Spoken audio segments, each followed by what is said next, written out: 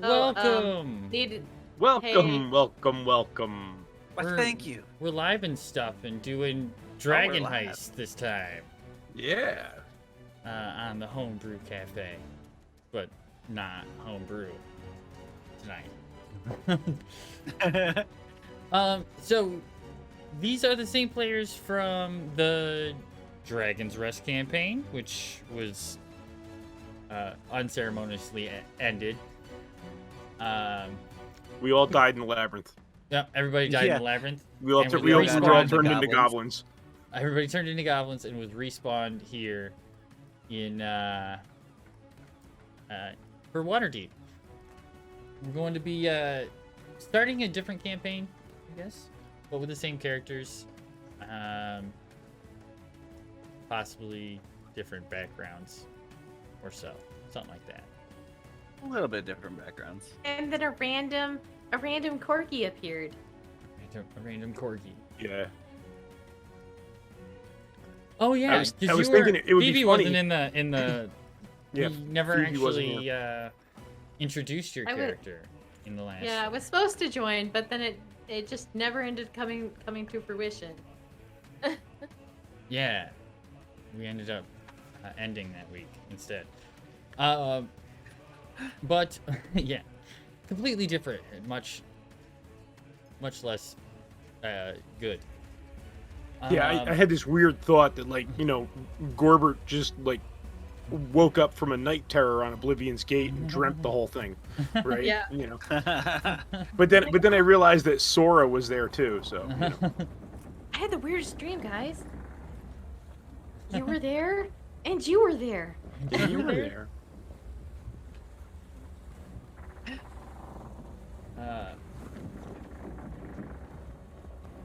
Where are my notes?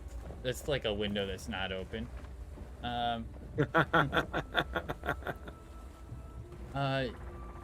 Cancel closing? I don't want to close it. There we go. I'm gonna make it smaller. All right. So I'm gonna be DMing again, and party. And Party. Yeah. We'll I guess we can get started. I hope. It's gonna be kind of talky at the beginning, but we'll get going. Hopefully. Yeah. All right. The ruby slippers. Yes, I will wear the ruby slippers. Yes. Ooh, nice. I like the ship. Very nice. Thank you. Very atmospheric. I like it. It's good. It's the.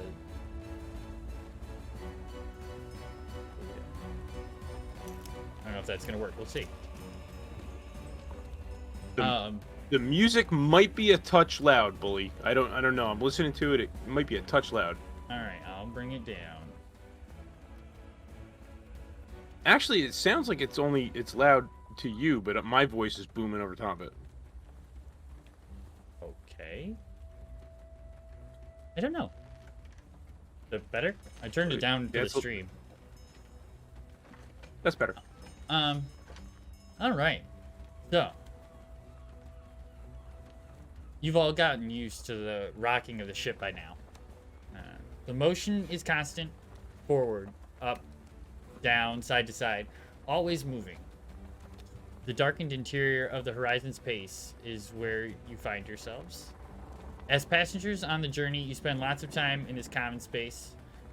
There's a few long tables at the end, near the stairs leading up to the deck.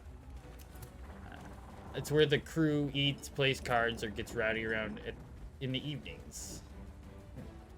This music is still playing louder than I want it to be.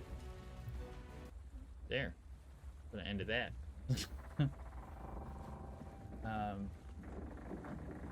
The rest of the room is occupied by the crew's bunks. 40 hammocks hang from the ceiling and other fixtures in the ship. A few are occupied by men, either of the watch from the night before, or scheduled for duty that afternoon and haven't raised themselves yet. One of which was injured during the voyage. all the hammocks have seen some kind of decoration, as well as the owner's pack of gear and some sheets surrounding them for semblance of privacy. At the far end of the room are 2 doors leading into 2 bedrooms for higher paid guests on the ship. So this is like the living space on the ship, and pretty much this is where you guys are hanging out during the day. So, what would you guys be? What is your who's your character, and what would they be doing in this area? Let's start with Ed. Sure. I'm Gorbert Glerbkin, artificer first class. I'm a forest gnome, and I am most likely tinkering with different things, little bits and bobs that I have in my bag, trying to come up with my next greatest invention. Awesome. Phoebe. All right. Hi, I am Phoebe. I'm a satyr druid, and I don't belong in this realm, but somehow I ended up here. I'm not sure. Ooh, look, something pretty. Oh, what's that? Oh, I guess I should go look at that over there. Sora.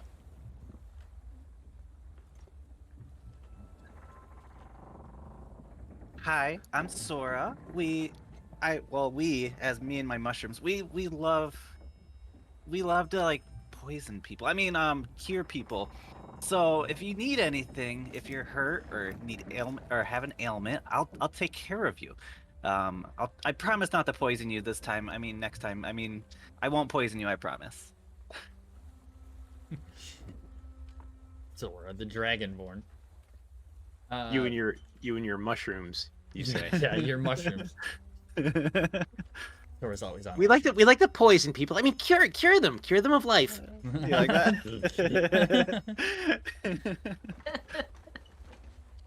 2 other guests have taken refuge below deck. A human reading a book and a dwarf petting a gray rabbit. From above, you hear muffled shouts, followed by a rush of footsteps, and then more shouts and a cheer. And behind the door to the deck, you hear footsteps running down the stairs. Where did my thing go?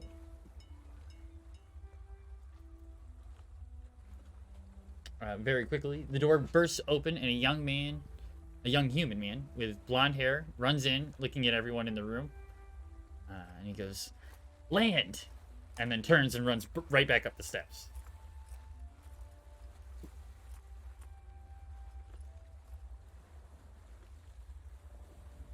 What you up to? I guess land ho, and I'm gonna run up the stairs after him. Land? When are we going? Yay, I love land. There's pretty plants on land. I'm gonna go. You can help me find some mushrooms. That'd be cool.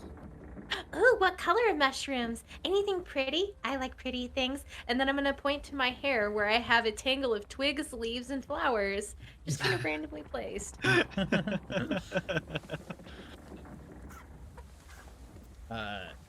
So you arrive on deck. You can see a crowd of people basically in front of you. The top of the stairs points towards the bow of the ship. And they're all facing the opposite direction over the edge, and they're smiling and laughing. The ones that are looking side to side, and you can see their face, because otherwise they're looking away from you and you can't see them. I just said that.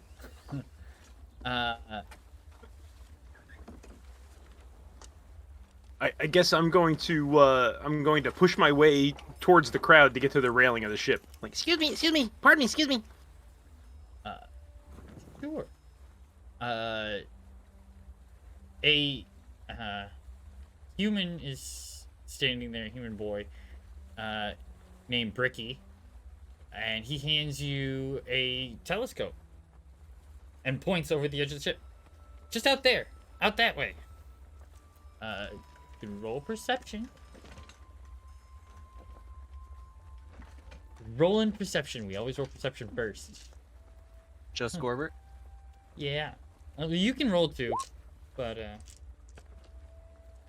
Phoebe is gonna be looking at over the wrong side of the ship, going, "I don't see anything, guys. What are we looking at?" A 6.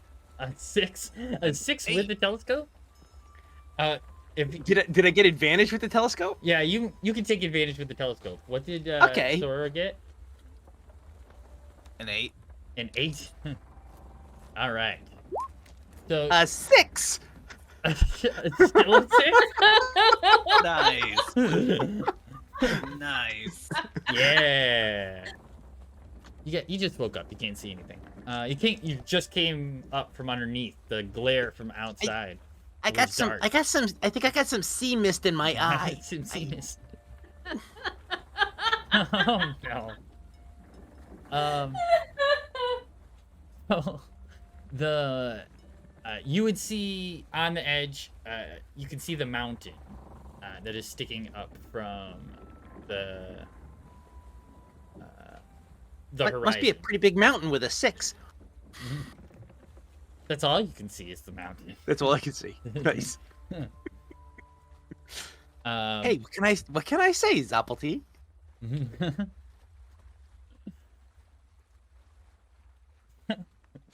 That's how it works. So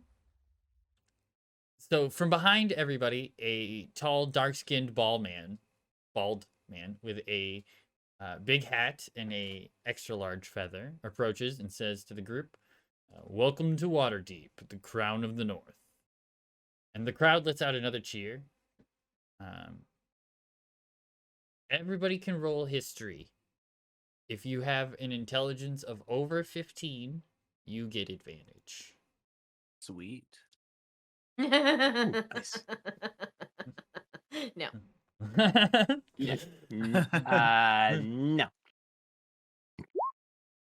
Wow. A 6. No. With advantage. That's sad. 19 without. Wow. I got 19 without. 10 with. 10 with an advantage. Ed, what was yours? 18. 18. Okay, so 19 is the highest. Mm-hmm. All right. Oh, great. The Ditz knows more than me. Uh, Is all that she's thinking in her head. What are you calling a ditz?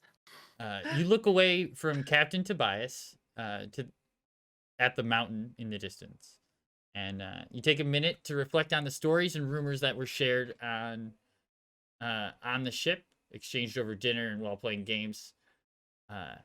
Waterdeep is possibly the most important and influential city of the Sword Coast.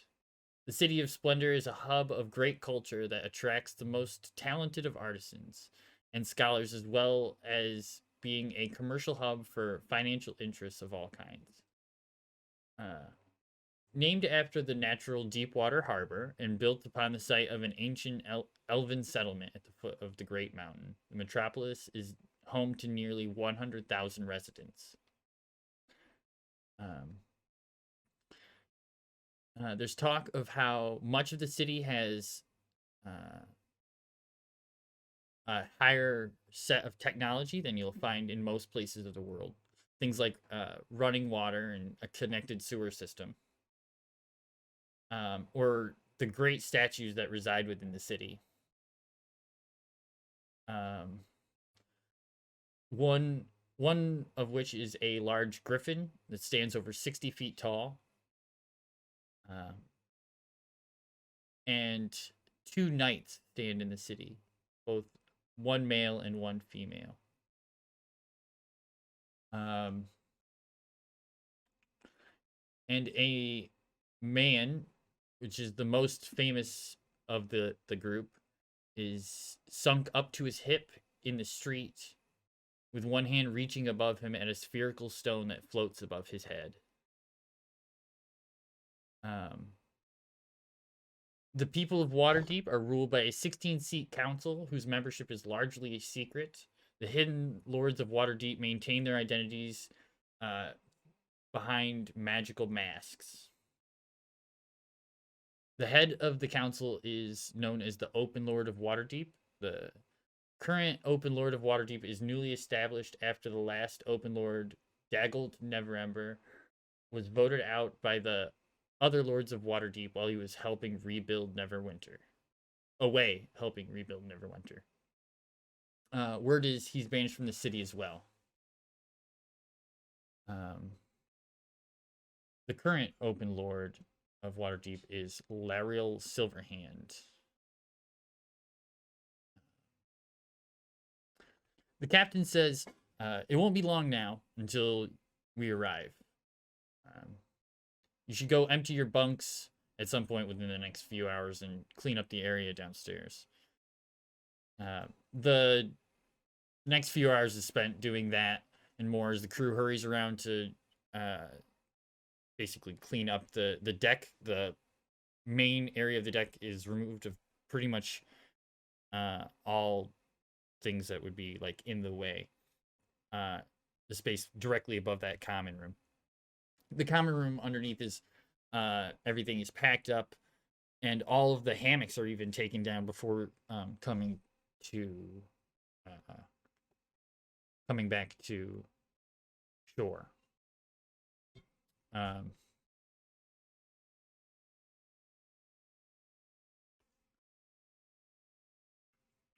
When the ship gets closer, you can hear the captain call out to everyone, letting them know that you'll be arriving. And looking out across the water, you can see the mountain of Waterdeep now blocking the view of most of the central portion of the city.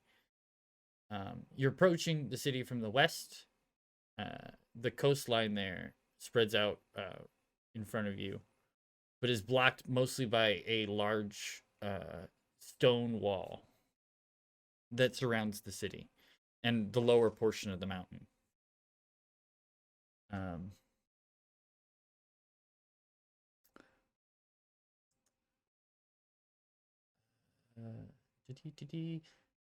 South on the southern edge of the mountain, the stone wall turns along the land out towards the water, and when the land ends, the wall does not, and it continues out onto the water to a tower, which... Ooh, hello, Raiders. Yes, Hello. welcome, Hey, Raiders. Who is that? Pandemonium Pandemonium. Institute. What is Thanks for the raid, Hello. guys. What's going on, Raiders. Howdy. Hi. How are Hi. you? We just started the session, so welcome everybody. Yeah, We welcome. just are being introduced. Yeah, we're being introduced to the area around Waterdeep. Trying to fill them in with some of the information before we get into town and get into the city. How is Pandemonium is correct? How was your stream? What were you playing? Yeah. Welcome. Oh boy. Where in my notes was I? A wall turning into the water. I remember. Wall that. turning the into wall. the wall. The wall continued into the water. Yep. All right, so the wall is going into the water and ends at a large tower. At the top of the tower is a large ballista. But directly across from that, you can see an island is off the edge of the coast with a fort on it, and the wall continues on that island. Across the... It'd be easier if I had a map I could show you. I could change this.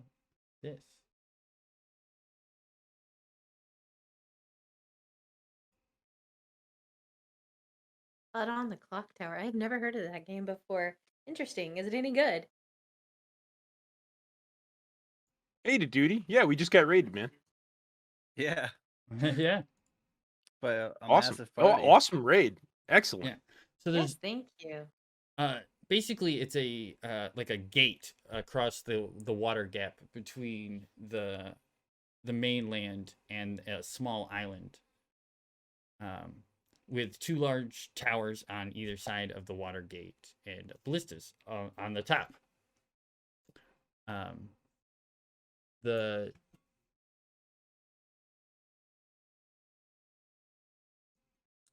man. Yeah. The peninsula holds a fortification, and a water gate is made by the city walls extending out to close the gap between the land masses. A gap is left so ships can pass, but not so wide that the ballista mounted on the towers at the end of the walls couldn't easily reach any ship passing between them. We'll be entering there, Captain Tobias says, pointing south of the island, where another gate can be seen guarding the space between another longer island, creating the majority of what guards the harbor and makes it so safe. We'll be taking the shipping entrance. That one there is the oceanside entrance to the naval harbor.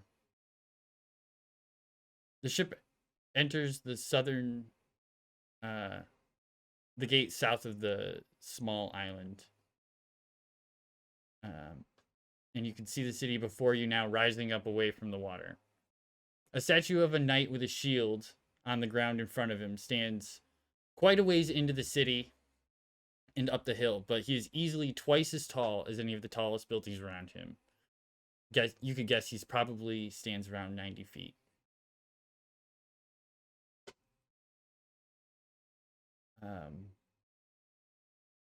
Well, Phoebe, now no longer looking over the wrong side of the deck, is gonna go, oh my gosh, where are all the trees? This is kind of like, I don't know, stone? Like, where's all like the living things that aren't like people? That aren't like people? I don't Trees? know. What are you looking for trees for? This is Waterdeep. This is the most amazing center of technology on the Sword Coast. It's just amazing. Look at it. But What? But That there's sounds nothing- fantastic. there's nothing But green what is here. that? What's technology? What's technology? Oh my good. What do you mean? What's technology? And I'll pull a little gizmo or something out of my bag of holding. Like, look, and I'll little wind up rabbit or something, and it'll run around, made out of wood and metal. And then his one leather ear will fall off. Well, I've been meaning to fix that. He's got a couple of little things wrong with him, but I've got him almost polished up and ready to go. Oh my god! That's the most amazing thing I've ever seen. Can I have it? Can you have it? No, you can't have Yeah. it. I I have just to want fix the him. ear. I don't want the whole thing. I just want the ear. What do you mean you just want his ear? Well, he's not gonna be any good with only one ear. I mean, there's bunny rabbits that have one ear all the time. But this one's supposed to have 2 ears, and he's got 2 ears. Just the one keeps falling off. So I need to fix that. So no, you can't have it. And I'll I'm pick him gonna back pick up it and up kind of and- put him back No, in my bag. I'm gonna pick up the ear and hold it over his head. Why? How tall are you? I'm taller than you. All right. So if you're tall, how tall are you? Do you know? I'm looking really fast. I am 5'2". 5'2". Oh, you're like just taller than me. So I'm gonna be like, oh no, you're actually pretty tall. Okay, so 5'2". So I'm gonna do the whole jump thing, try to catch it. Give me. I'm fine. And then Keep it. And I'll just Sora's shove gonna it back come in up my behind bag. Phoebe and just grab it from her, like from behind, because Sora is 6'2". Oh, so you're just gonna walk up behind her and pluck it out of her hand? I'll take that. Here you go. But Hey! I'll need a mushroom later. And she'll hand it back and just kind of turn. I was gonna help you find mushrooms. I'm not gonna do it now. You're mean.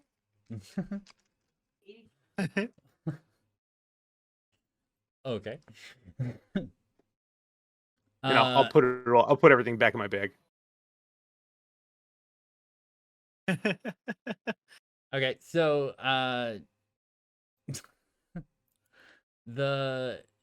if you guys would like to roll perception again, At the advantage again? just Edley, if he still has the telescope. Okay. I I rolled do. 30-20. The ship is Ooh, I got a 12. pointed to the northern corner of the harbor. The corner of the coast seems to be where the larger cargo ships go to be unloaded Oh, dirty 20. and are fashioned with cranes. And the buildings seem to be mostly warehouses and the like, except for a few that look to be offices. Smaller boats and ships occupy the many docks that follow the coast to the southern gate of the harbor. Two ships among those would be considered fairly fancy ships. See, like, pretty good detailing on the edges of them. Are they shiny? They are not shiny in that there isn't in that there isn't like gold and stuff on them, but they are very well detailed, and they match. They're not like the exact same ship, but they have detailing that is very similar, and which is different than anything else there on the coast. Out in the harbor, though, is a anchored ship that is extremely ornate and is very shiny. It is the detailing is in the similar design as those two ships as well.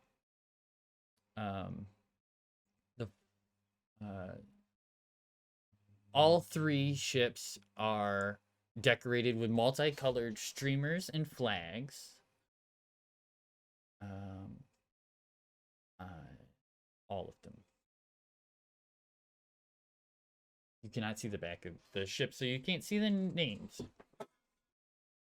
The ship, your ship, maneuvers its way to a long T-shaped dock where a gangplank is laid out off the ship and is tied off. The captain ushers the group of guests across the plank and takes off his large hat with a bow and says, on behalf of the Horizon's Pace, we thank you for your patronage. You have arrived at your destination safe and sound. I hope you enjoy your stay here. Waterdeep is a wonder city. Have any of you ever been here before? No, no. haven't. Thank you for the lovely voyage, Captain. I haven't been here, but I've read many books about Waterdeep. I'm so excited to finally make it. Yes. I've had a few books, but we read a few books, not too many, but some. And but this is where I'm from. I love Waterdeep.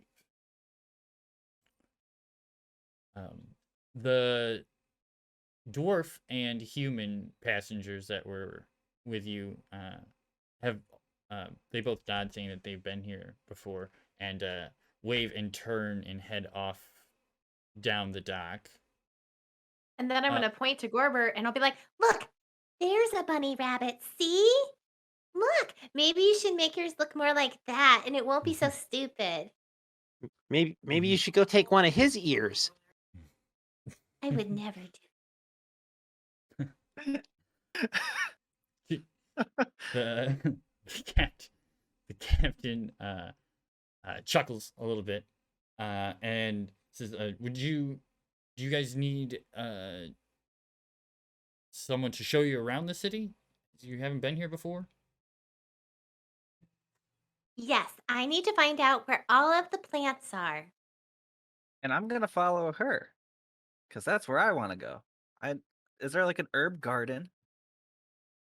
I don't think so, he says, scratching his head. But I've never actually had to look for one either.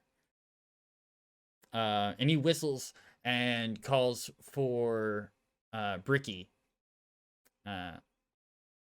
who pops his head back over the edge of the ship. And yes, sir.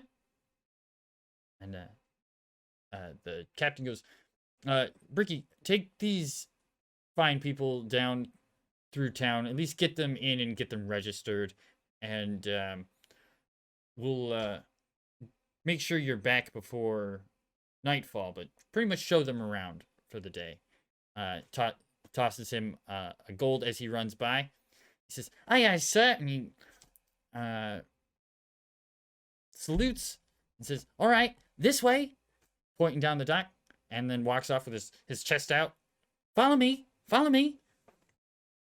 Okay, and I'll throw my bag over my shoulder and just kind of march off after him. And I'll skip.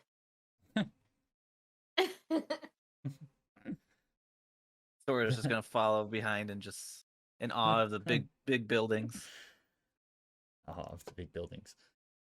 Yep. So around you is all warehouses of the freight dock. You've been dropped off pretty much in the freight yard. Um, the Horizon Space is really a freighting ship. It's not so much of a passenger ship. They're kind of like doing it just for the extra money. But you can tell that there's warehouses here and there's a few office buildings. But it's pretty much been fenced in. He starts to like walk you down like the main area where you can see like these like big contraptions that are kind of like wagons, but they have like forks on the front of them carrying large amounts of materials, with like 2 or 3 men pushing them and like a big set of gears on them to help like move the large objects. And they're like using that to like move objects around within the freight yard. And Bricky's like kind of like trying to keep you out of the way of those things and showing you which way to walk. He goes, so none of you have been here to Waterdeep before? No, I haven't. I think I would remember. Yeah, probably. This place is pretty big. So pretty It's much- amazing. It's definitely something. It's not everything I was hoping for. No? What were you looking for? More plants. There's just there's Yeah, no there's life. just Everything's so dead. much- What is it with you guys and plants? Look at the technology. Look at the crane these guys are using to unload. Look at the size of those gears and that mechanism. Look at the reduction. Oh my goodness. I don't understand. I'll never understand. I just don't understand. I'm just gonna pat him on the head and be like, "It's fine." Stop messing up my Okay. hair. There's some nature around here. Do I see any like weeds growing up in the cracks of the road? Right here, actually, in this exact area, there's nothing. There's not even weeds growing up in the cracks of the roads. Okay, then I'm gonna look around and be like, "I don't see anything. I think." Well, it'll be out of the city. The city's big now, you see. There's lots of people here. But the main thing you need to know about Waterdeep is they're pretty strict here. Especially with its peacekeeping, Looking at Sora a little bit. What? Giving Sora the side eye. If you're gonna say something to me, say it out loud. All right. And then I'm gonna like lean into Sora and be like, I think he likes you. Maybe you should talk to him." No, I think guards will haul you in for the slightest thing, especially out here in the streets. And the black robes, they can sentence you without a trial at all. So if you do something in front of the black robes, that's it for you, probably. When you speak to them, try to be respectful, but you should also know not all of them are on the up and up. And he's like walking you not towards the gate. You're like walking up towards a gap in the fence, and there's 4 guards standing in front of that gap in the fence. But there's a small building off to the side of that, and he brings you over to the building instead of through the gate. As he is about ready to open the door, he says, "But this one is on the up and up." And he opens the door and he walks inside. Inside there's a small desk. There's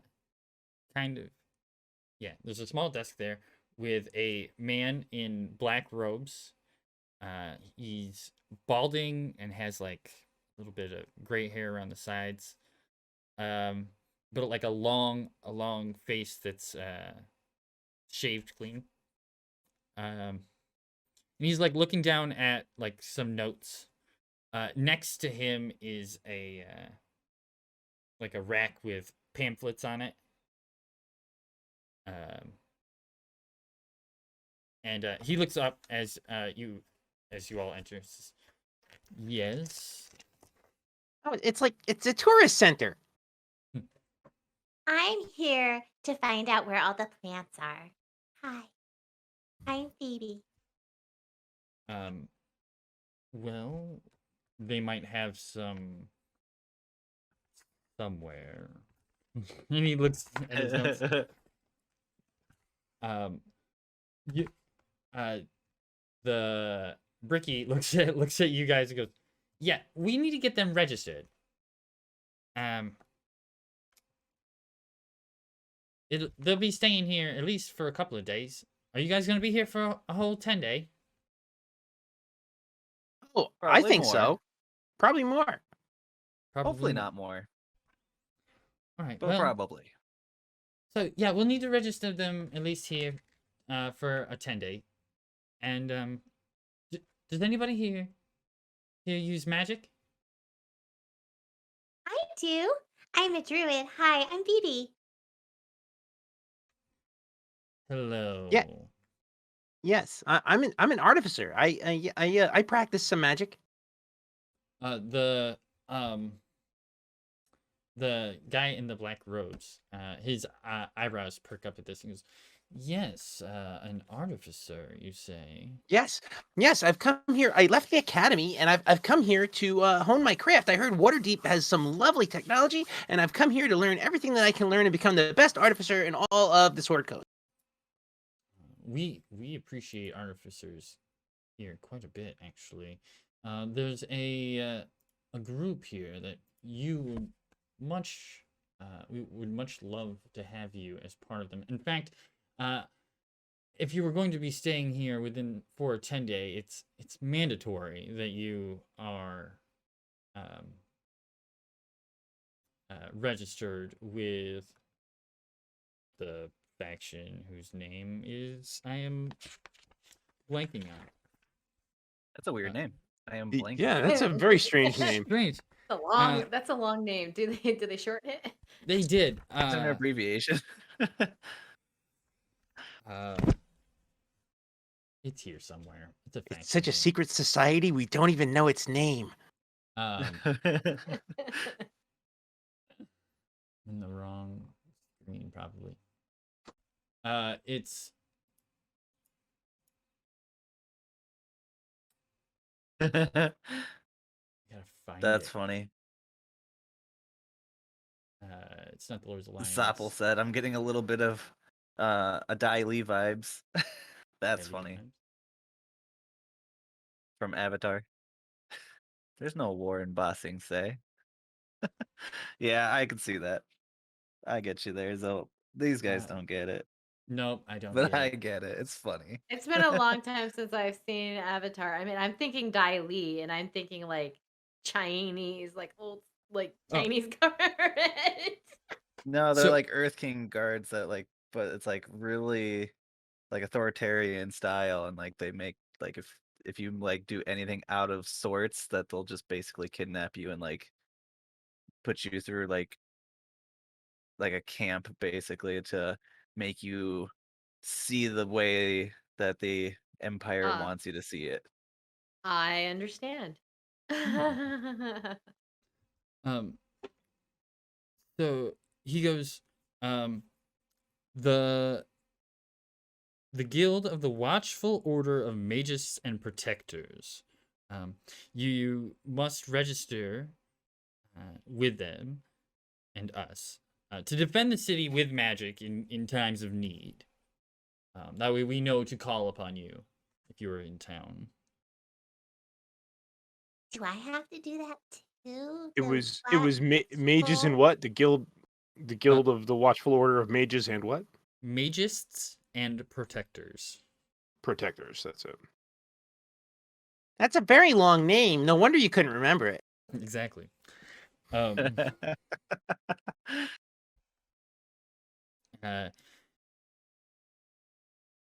So yes, you, Miss Druid, will have I'm to. Phoebe. Miss Phoebe would have to What's your register name? as well. Yeah. Your name Reginald. is Yeah? My name. Oh, My name is oh, yeah, Reginald. Reginald. Hi, yeah, Reginald. Reginald. How are you? Yeah, Reginald. I'm fine. And you? I'm just happy to be off that boat. Aren't, I would imagine. It's 10 gold for a year of register, or 1 gold a month. Or You're we'll going to slap down pay 10 me? gold. You're going to pay me 10 gold a month to be here? N- No. It's 10 gold. You'll be charged 10 gold to register for a year. Or You 1 have to pay gold. to be here? Yes, to be registered. Does everybody have to be registered? You have to register your name. You only have to pay if you are here longer than 10 days. If you're going to be here less than 10 days, you get a pass with a less than a 10-day notification on it. Your cities sure are weird. Well, we have a lot of things that help run the city. So through taxes and of the like, then it's how we pay for those services.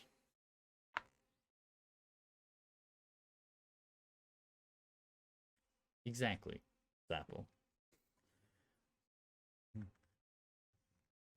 Okay, I'm going to, I guess I will take That's 10 right, gold Gilbert.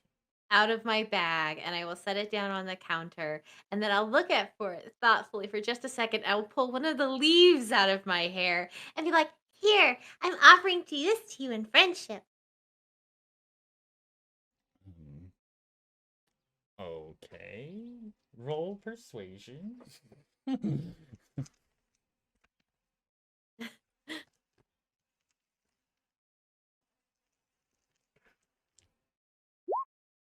It's a 19. He takes it and says, "Thank you." You're very welcome. Always keep nature in your life. Yes, nature. And he closes his book and brings out another book and fills out 3 pieces of paper with all of your information on it. And slides a copy back to each of you. You notice that each of them has a green stamp in the upper right corner.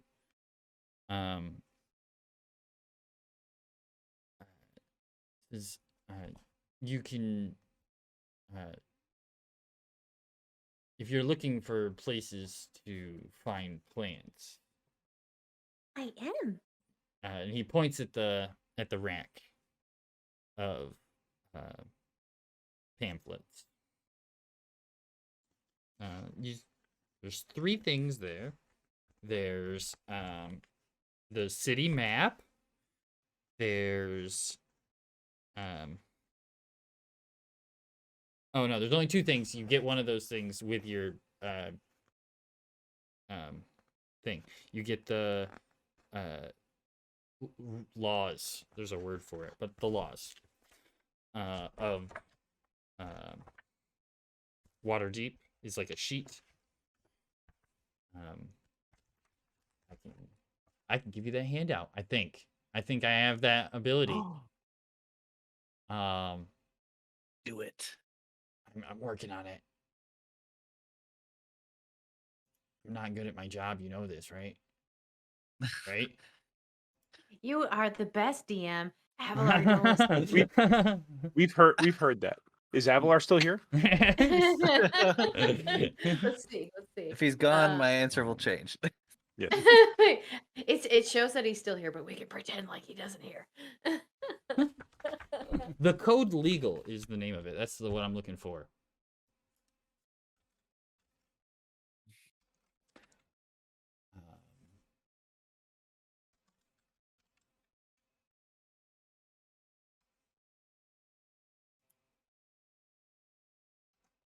It's like not coming up good.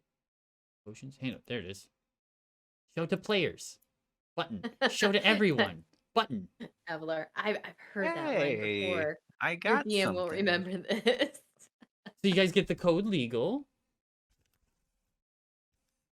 which that comes with your registration papers, and on the thing is the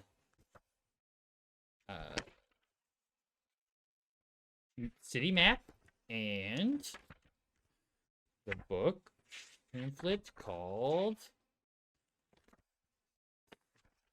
Volo's Waterdeep and Kyriadon. And Kyriadian. A Visitor's Guide to the City's Splendors.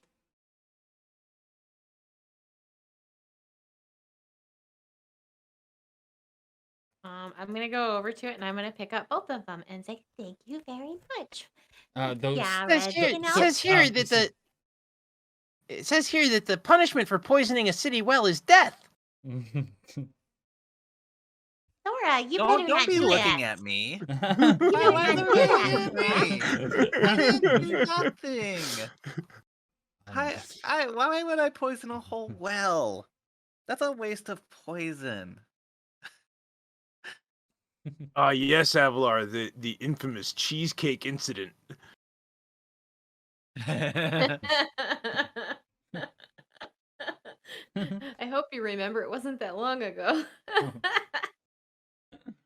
The he says that each of those is 1 gold. I guess I'll put down 2 gold. Okay. So you guys can have a map now. Like a map of Waterdeep. That'd be great. It Sure. will be 1 gold. I will give so it's going to cost me 10 gold as well to register with this guild. Yes. Okay. And then I also will take one of the code pamphlets and a map. So that's what, this is 12 gold altogether. Yes. And now you guys should see the map. You should see the map. We'll see if we see the map.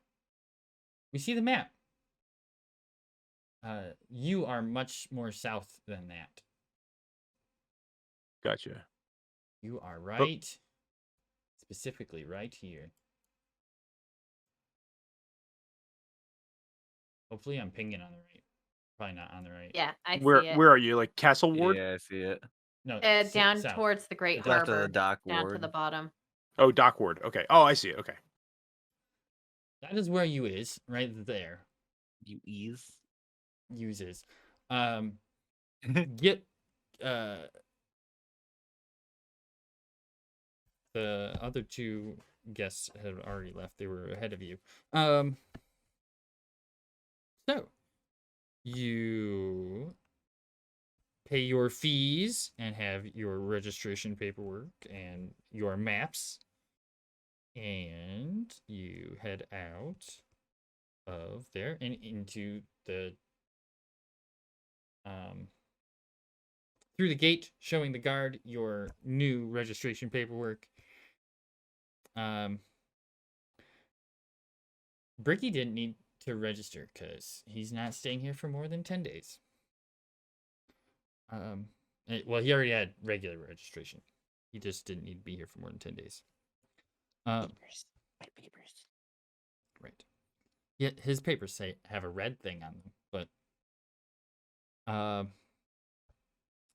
so you arrive in the city, and as you like walk out onto the docks, the dock street actually, out onto Dock Street.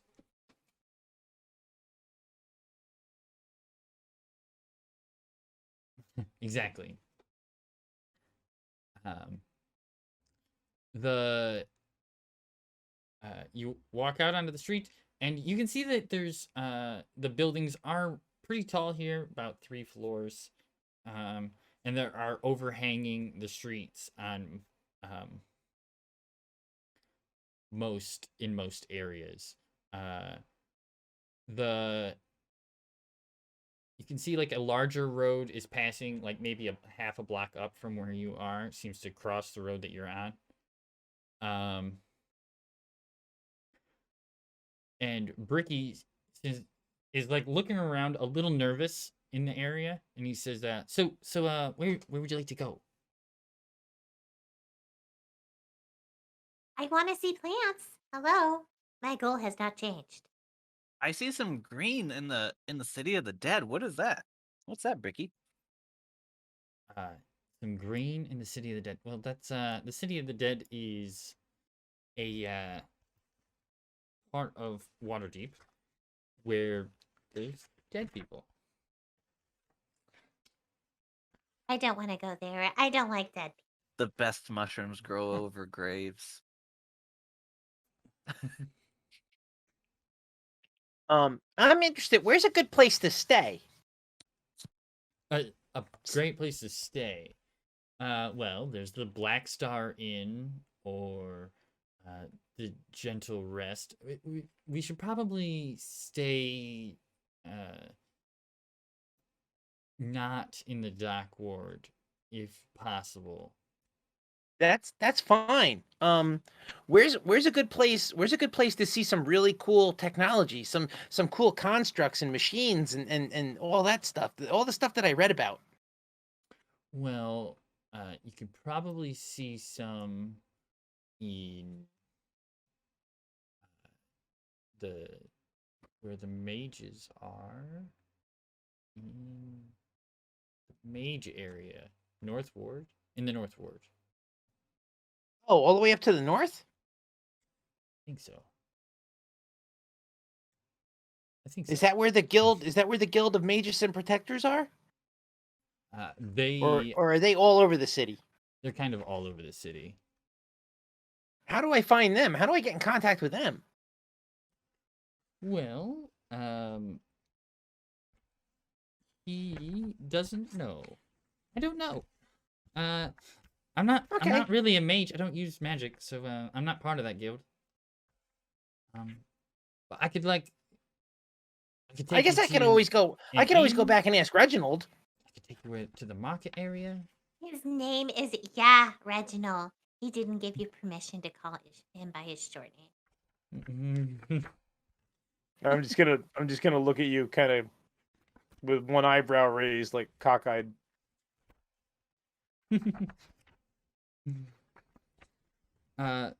Yeah, you could go ask Reginald. Reginald would have to look it up. I think it would indeed be a horror movie.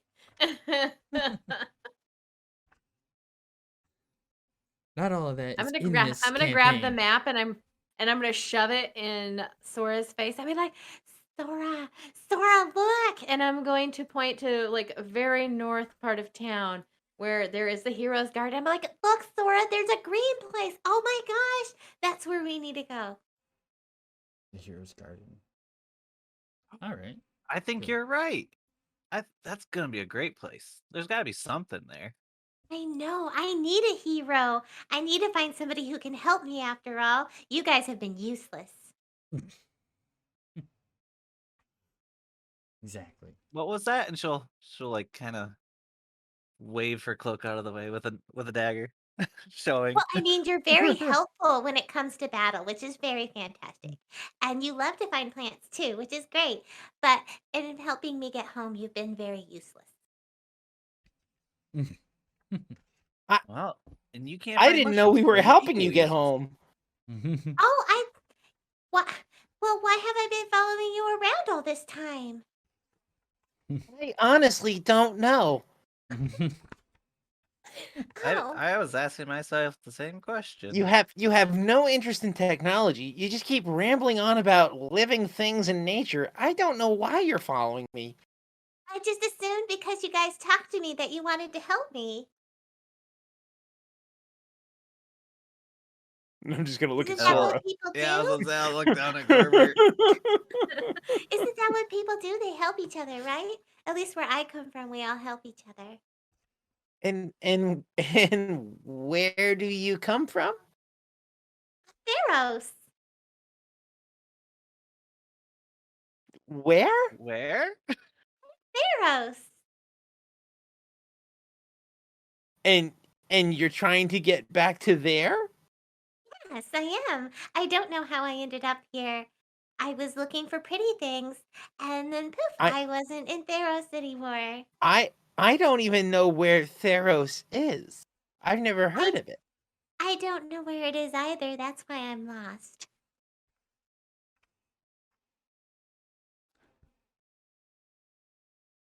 Well, perhaps there's a lot of things here in Waterdeep. There's a lot of very learned people. I'm sure somebody has heard of it. Maybe someone knows a way for you to get home. And you're gonna help me with that, right, Gorbert?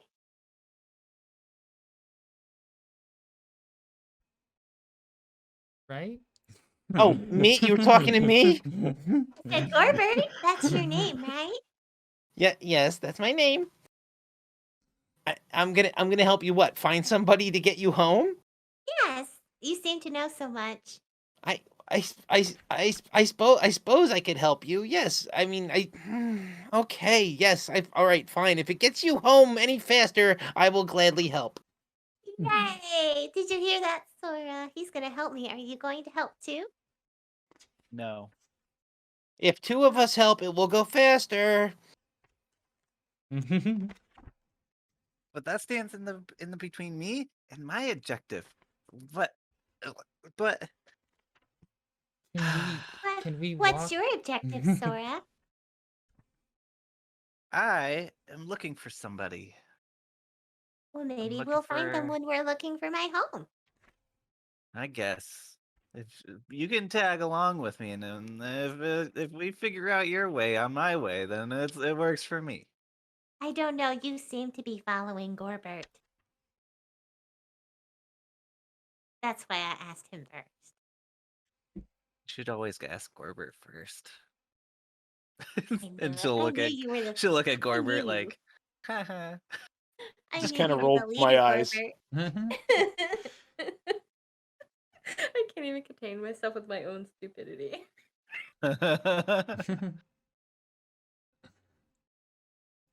So Bricky goes, so where do we want to go?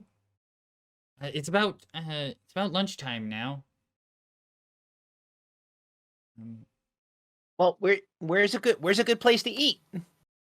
Is there something, maybe is there something at the market, or is there some kind of tavern nearby? Well,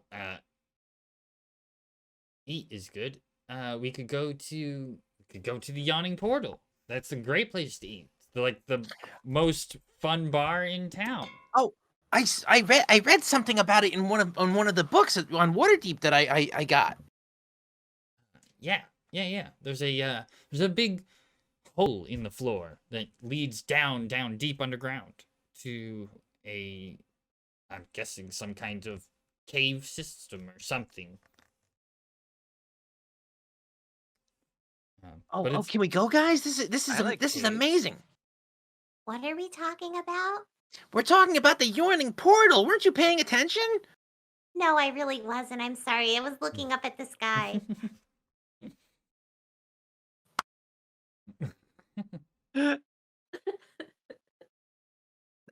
Lead the way, Bricky. Gorbert, should we tie a leash to her? I got some rope. No, I'm sure she'll be fine.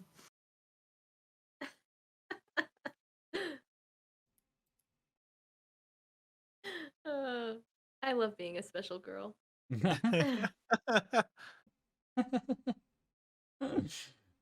That's one way to put it, sure.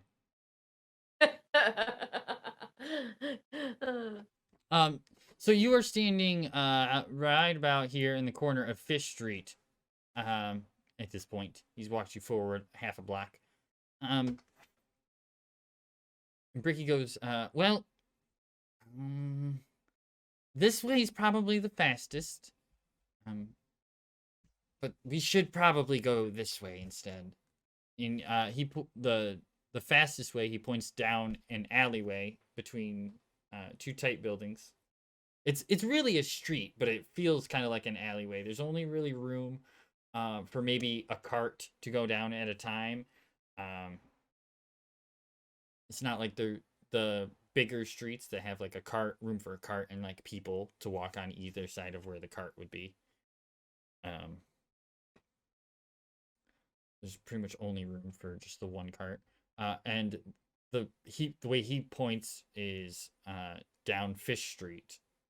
So pretty much in the opposite direction of where the Yawning Portal is. Okay. Well, I'm getting very hungry, Bricky.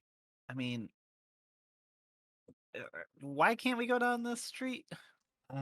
This area isn't really the best neighborhood. And it's really like the buildings in this area almost block out the sun when you're like walking through the streets. The streets are pretty dark, and down in the alley is much darker than it is down what would be Fish Street, I guess. Well, lead the way, Bricky. You know best. All right, then we'll head this way. So you guys head down Fish Street. Another large. After like a couple of blocks, you can see like all the buildings are pretty much pushed in together and there's almost no room in between any of them. It's almost like they built whole houses and then filled in the gaps with more houses. Without having a whole lot of space to build out, they've pretty much just covered every ounce of land they could find. After a couple of blocks, you find like a big opening where another street, Ship Street, crosses into Fish Street, and Bricky just points you on down to Snail Street. Once we're here, it's not so bad. And basically heads you on down Snail Street. Once you made it like away from the actual docks area and where like the main dock road is, pretty much all advertisements have disappeared from the houses. There's pretty much no shops in between where you came from and here, which is like rightish in this area. You haven't seen any shops. It's all pretty much people's homes, it seems like. Once you make it to here, you can see the statue of the Honorable Knight peeking out over top of the buildings between you and there. A 90-foot tall stone statue of a knight wearing full plate armor and a closed face helm, with his hand on the pommel of his sword, which is sheathed at his hip, and his shield on the ground in front of him up to about his waist, with his hand on the top of the shield. Stands guarding the city, facing out towards the water.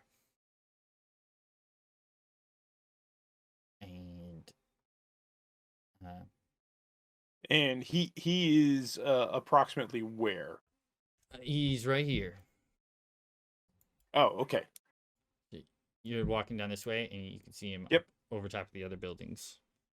Okay. I'm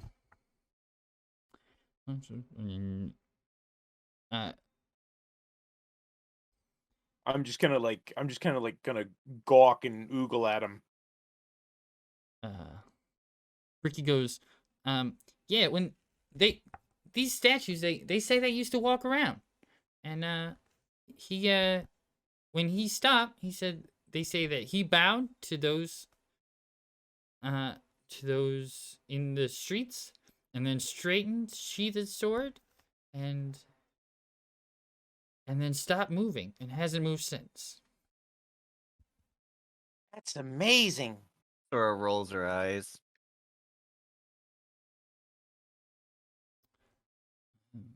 Fairy tales. Fairy tales. I've seen golems before. It doesn't surprise me. Yawn. It's not a golem. It's one of the famous Waterdeep walking statues. That's not a golem. If it's so famous, then why have I never heard of it before? I don't know.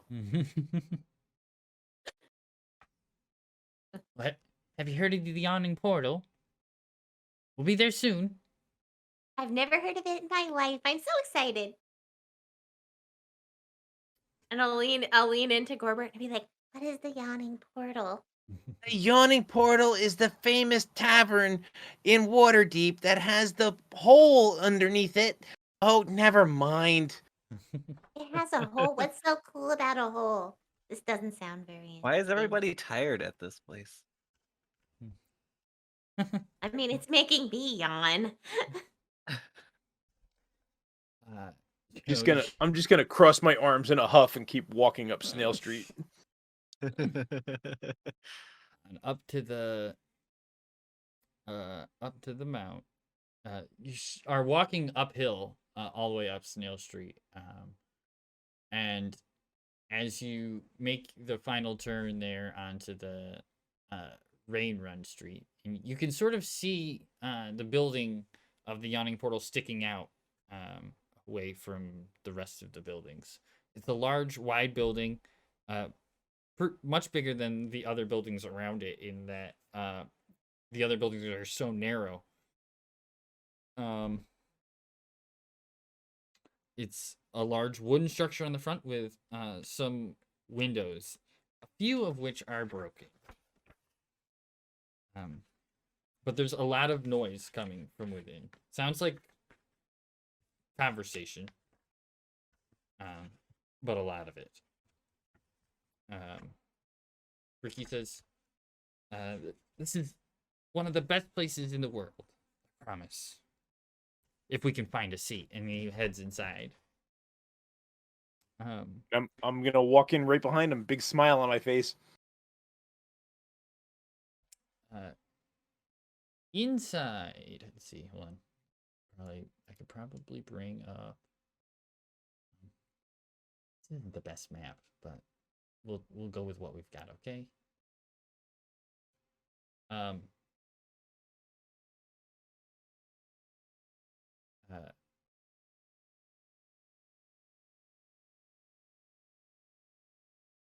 That's missing. I'm bad at my job.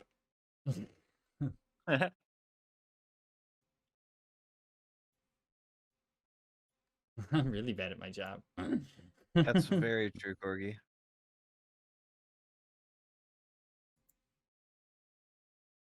Like our forte. It is indeed. We make better DMs. Yes. We make better DMs. Yes. Yeah, 'cause We, we're we, chaotic. we force our DMs to be better. Adapt, overcome, succeed. Yes. Yes. Something along those lines. Okay. So, Had to make a grown DM cry in 3 minutes. Play with us. So, as you walk into the Yawning Portal, and it's completely filled. I know my map does not show such things because I wasn't putting so many tokens on there that it was unbelievable. But the place is completely filled with all manner of folk. Humans and all races. You got Goliaths and lizard folk and dwarves and elves and people all over the place. It's a worn wooden interior, with in the far wall opposite of the main door is a large fireplace. In the fireplace is a roaring fire, but what's mostly noticeable is the stone mantle that surrounds it in the shape of a large ogre face, the mouth of which is yawning and holding the fire within. To the left of that is a large, long bar with a dwarf man behind it.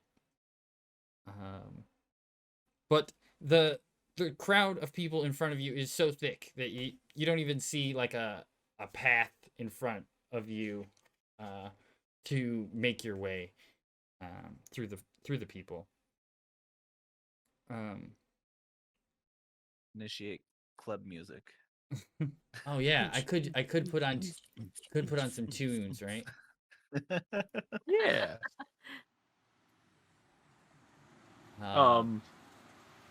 Sound of wind. Sound of wind. That's a normal tavern occurrence. I guess I guess I'm just gonna. I mean, being that the room is crowded and I'm short anyway, I'm just gonna scan the room and see if I see anything, which is. You basically said we can't see anything past the crowd anyway, so. Yeah, there's not a whole lot of crowd. You can see a lot of knees, and Yes. hips. Can I make my way through? So in front of you, there's not a whole bunch of space, maybe 6 feet of like open room in front of you. In the crowd, out of the crowd to your left, bursts not like bursts, like dives through, but like somebody forces their way into the open space. A bald man with a handlebar mustache, wearing like lightish cloth armor, so like a jerkin or something like that. Not like armor, but like like a tabard or something along those lines. It's just like some worn clothing. Behind him, 3 other men appear. One of which is wearing a hood, and they're all wearing sort of similar clothes. A badge on one of them is purple with a silver dragon on it. The bald man has tattoos of eyeballs all over his head and pushes his way in basically through the circle and out the other side, leaving a gap behind him in the crowd in front of you.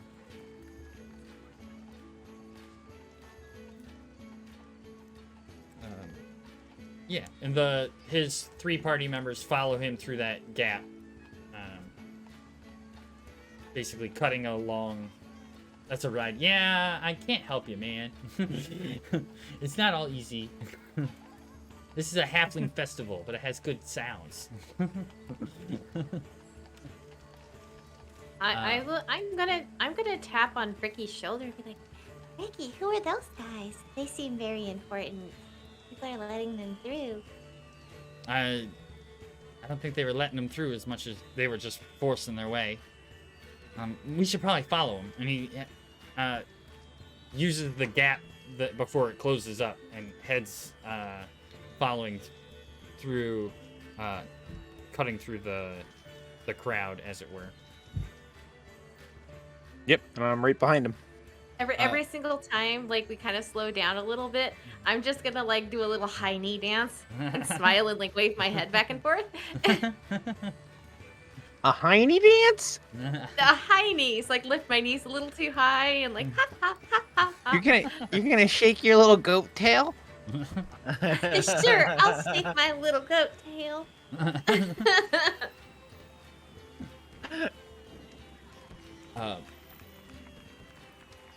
So there was like a little bit of a gap between you and the group ahead of you.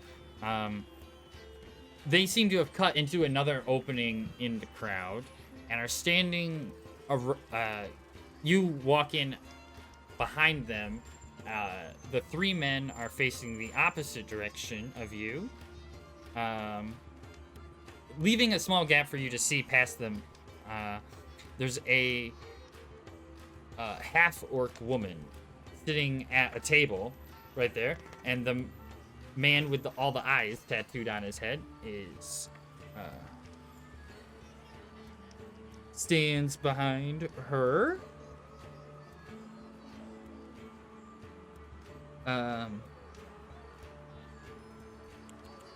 And he shouts, "Ya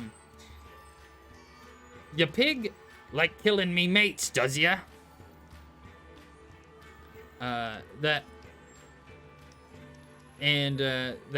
half orc goes to turn her face around when he just swings in with a punch and punches her right in the face. I'm gonna like back up and be like, Uh-oh. No, I don't want to be involved in this. I'm going to go over there. She turns and grabs him, pulling him down on the table in front of her, standing up. When she stands up, knocks the chair that she was standing in over, and she stands up at standing over 7 feet tall, pushing him down on the table and just pummeling him with punches.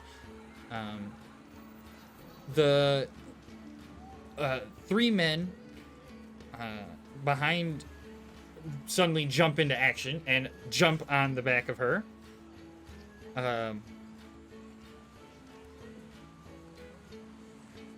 What do you guys do?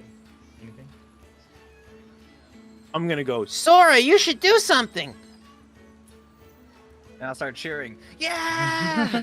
No, not like that. Help her, help her. She swings down, punching the bald man in the face again. He goes out cold and drops limp. The three men punch and kick her, doing a bunch of damage. She swings around to try to stop them, but is quickly overrun and is also knocked unconscious. When the dwarf bartender stands up on top of the bar, shaking a long sword, says, "You there, out!" And the three men pick up their friend up off the ground and quickly run out. The half orc is surrounded by a group, and is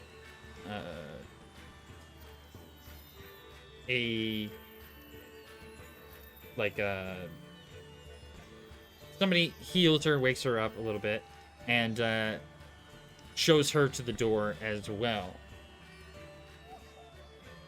The group closes in there, and Bricky says, "All right, let's go before we're brought in on more of this mess," and leads you around back behind the big hole in the ground, which you can now see pretty plainly when you get close to it as your way back to the back side of it. Looking down inside, you can see it's like a tower, a stone tower that may have been built originally above ground, but has now seemed to have sunk all the way in. There's just stone bricks that lead down into darkness. A wooden bridge is sort of left out about halfway into the middle of the big hole in the ground, and a crane is there, generally for lifting and lowering of adventurers down into into the hole that may want to go down in there. I'll tap on Phoebe's shoulder. Hey, I think your home might be in there. You might want to jump in. I think I would remember coming out of something like that. I don't know. He might have a point. She might have a point. You might want to take a look down there and see if that's how you get to whatever it was that you said you came from. Well, you want to know what? Just for that, I'm not giving you guys any good berries. Well, we're just trying to help you get home. Yeah. I think you're being sarcastic and mean. No. Oh, fireworks. I mean, I did see a squirrel jump in. She's gonna huff off.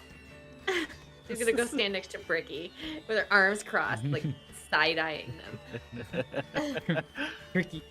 Ricky leads you over, and you guys find a round table near the edge of the hole that leads down underground. Not where the bridge is. It's actually, this is a really bad thing because I would prefer it to be you guys be behind the circle on the opposite of the door. The door being down here. But there's no way there's no tables back there. It's possibly on the other side. But Where would you rather we sit? here, I guess, probably. So we'll sit at that table. It's not a I big deal. guess. Yeah, I know. But just it's still not the way I would prefer Water the dinos. layout. Yeah, I heard fire trucks too, Avalar. It wasn't fire trucks, it was fireworks. No, one of the things you had Halfling Festival playing, and then the other one was City of Cities or something was playing. Yeah, those fire trucks in that one? Oh. Yeah, fire there was sirens.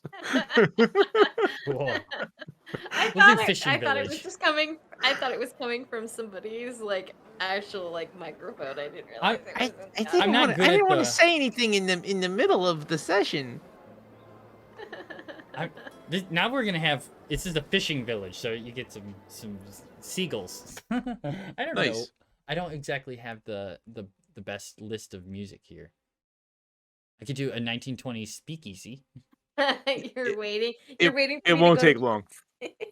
It won't take long. What, for me to go ballistic? Yeah, for the For the for satyr. Phoebe to snap. Satyr. The satyr. The satyr? No, it's not satyr. It's Satyr. Satyr.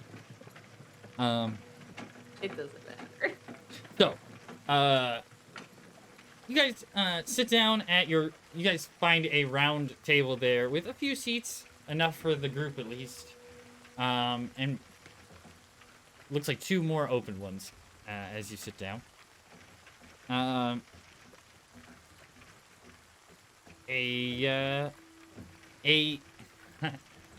woman with a rough face walks over to the table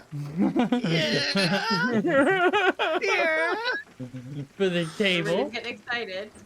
and says, "Hi, how are you guys doing tonight?" Yes. We're good. Fantastic. That's good. So what can I get you? What do you have? We have all kinds of ale. There was a bunch written here a minute ago, and now I don't know what they are. Oh, I'll have an ale and maybe some food for the table, like whatever, bread, cheese, whatever you got. All right, bread, cheese, whatever we got.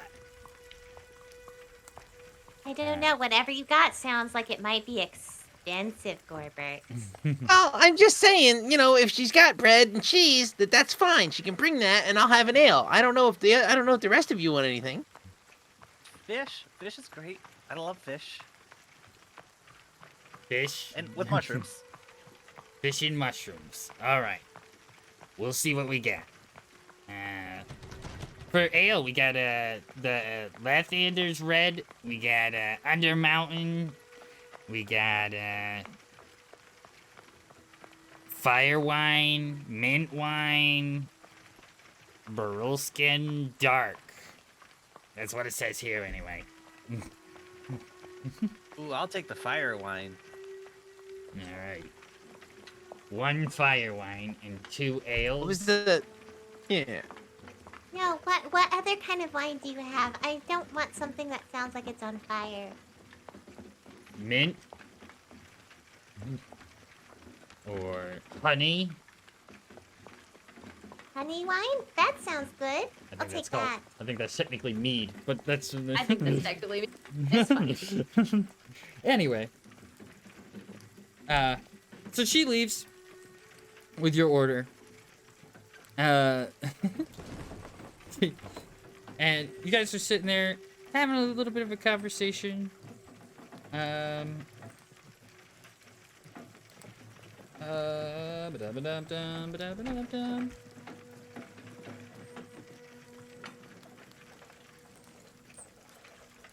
Oh, wait, right. Sora's gonna lean over to Gorbert. I think that lady inhaled a lot of campfire smoke as a kid. Yeah. Yeah. Yeah. I wonder what her singing voice is like. I think if we pay her enough, she will. Maybe. Maybe we can say it's your birthday, and she'll sing you happy birthday. It's not my birthday. And they'll bring me a sherbet. Yeah. Sherbet. Or a honey roll. I guess I'm gonna look at Phoebe and say, So how long have you been not home? I guess is the word. I don't know. Well, how long have you been here? Here? I sat down like 5 minutes ago. No, and I don't mean like here. I mean here in the Sword Coast. I mean like you were home and then you said poof, you weren't home. How long ago was that? I don't know. It's been a while. I mean, but it hasn't been that long. And I don't how know. did you end up on the ship? Oh, well, somebody said that I might find something here. And so I decided to get on the ship. And then when I sat down, you said something to me, and that's when we became friends. You looked at me, and now we're friends.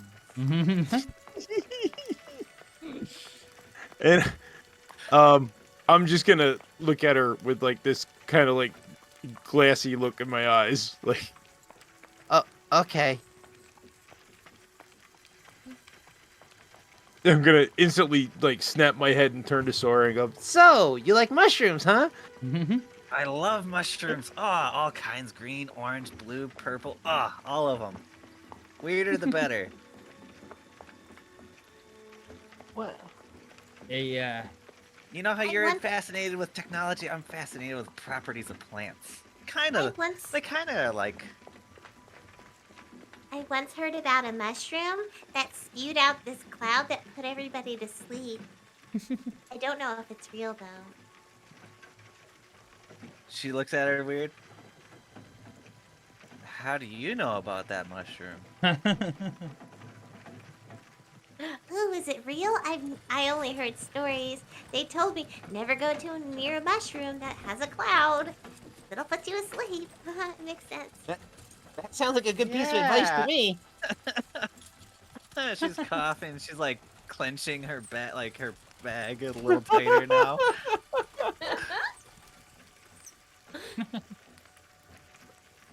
That sounds like a good piece of advice to me. So it's about this time that Norna really returns back with her tray full of stuff. Here you go, your ales. Comes back and places your drinks down in front of you. it was just before she's about to go. She goes, "Oh no, look!" And she points into the funnel area ahead of you, the big hole in the ground, out of which climbs a hulking creature with warty green skin that you may have recognized from earlier, where my time was less good at my job. A tangled nest of wiry black hair and a long carrot-shaped nose, bloodshot eyes, and yellow teeth. Half a dozen bat-like creatures are attached to its body, with 3 more circling above it like flies. Now, let's see if I can do this the correct way. Layer, token layer. Oh, that's not correct. F layer? I don't know. What do I know how to do? It's not working now. Really bad at my job. Click on the token and put it on the player layer or whatever it is. Yeah. But There you go. it was on the GM layer, but I was not on the GM layer. Oh, So you were, I couldn't get it. Yeah. Now you couldn't click because you weren't on the right layer. Yeah. Right. I got it now. So there's a troll. All right. Nice. I'm gonna scramble over. Well, I don't have control of my token. Oh, probably not. I don't know how to do that either. Advanced? No. You can just click on the token. All right.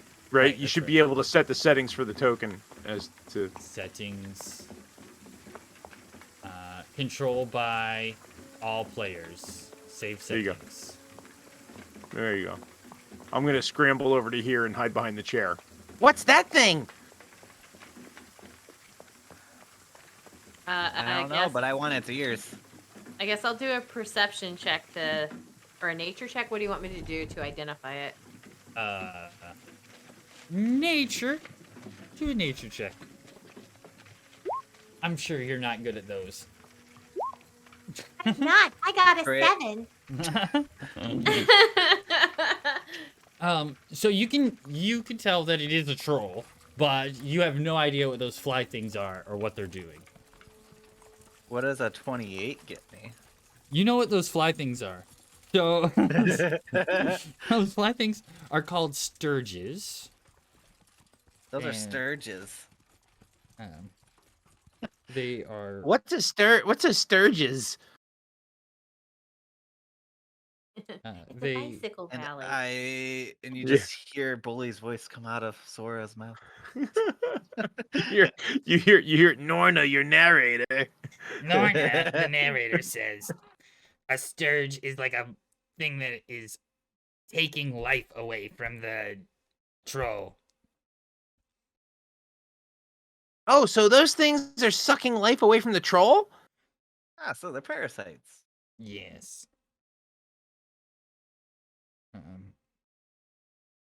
The troll regenerates. The effects of its blood become less apparent. Anyway, guess I don't really understand what that's trying to tell me. But okay. Everybody roll initiative.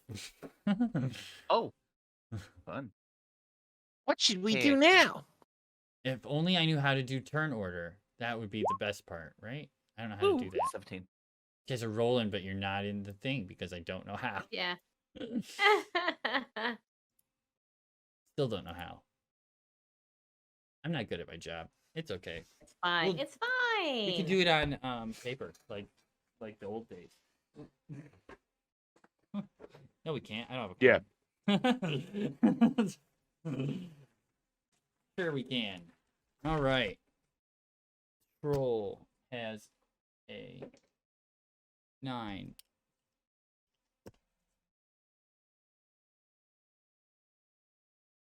I'm sure somebody's going to tell me in a minute. Troll has a 9. What everybody else roll? Oh, let me go 17 ahead for and roll. Sora. 17 for Sora. Yep. Everybody else? Dirty 20 for Gorbert. 20. Phoebe is 6. 6. Phoebe. Phoebe. Bobby. Bobo. Phoebe. Phoebe. Yobi. Phoebe. Phoebe. Sobe. Roll the 6. All right. So, Gorbert, you're technically first. Everybody else seems to be moving back away from the troll. It looks in your general direction as the group. Should be over here on that side. But go ahead. Okay. So everybody else in the place is kind of like backing away from it. Yes. You can see there's a couple adventurers in the area, but they can't really get to it.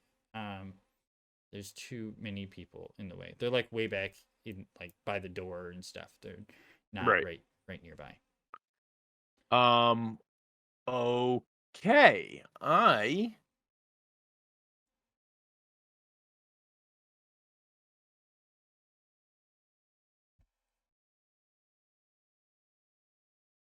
I'm gonna reach into my bag and I'm gonna pull out this strange little clockwork scorpion and twist him up, crank him up a little bit, and put him down on the floor, and fire a crossbow Alrighty. at him. I hope this works. Me too. Oh, yes, crit. Nice. Way to start it off. No That is doubt. good. That is good. I Nice, don't even have to nice, look up his AC. Well, you're gonna have to do that eventually. I know, I'm working on it. I'm getting there. So that's gonna be 8 and 5, 13. Nice. 13 damage. Good first hit. Ooh. And I'm gonna be like, yes. That's with our regular crit rules. Yeah, it's the max to 1 die. Yeah. Yeah. Okay. Good. Troll. believe Cool. I only get 1 attack. Yeah. And that's it for me.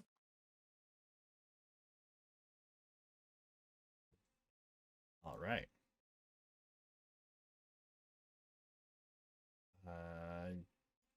Who's next? Sora is next. Laura is gonna step up. Let's see here. How far does this go? 15-foot range. These are 5-foot tiles. Yeah. 5, 10, 15, 20. And then I am going to do a breath weapon against it. Oh boy. Isn't that like I have to do a dex save? Yeah, it's a DC 11. Con save. Con Or save? yeah, Constitution save of DC 11.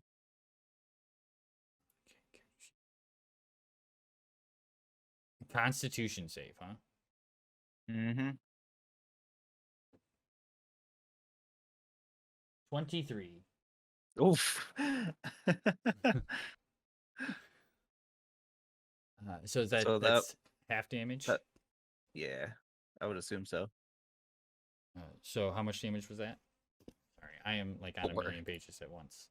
I now understand. This is why we don't do this on the screen here, so that I can follow along. How much was it? 4. 4? If it's half damage, yeah. Okay. All right. It's now the troll's turn. Who bellows? And I can't see anything. Stuff is like in the way. I can't even shrink it. Oh yeah, I can. Cool. All right. So the troll. Steps to here and goes to make his first attack on you, Sora. And he gets a multi-attack. So Goodbye, Sora. Goodbye, Sora. Gets his first attack, reaches down with his one hand to slash at you with his claws. And is a 21 to hit. That definitely is. Okay. 2d6 plus 4. That's 8 damage. And he reaches, grabs a hold of you, and pulls you up to bite down for a 24 to hit. What is this? It's +7 to attack.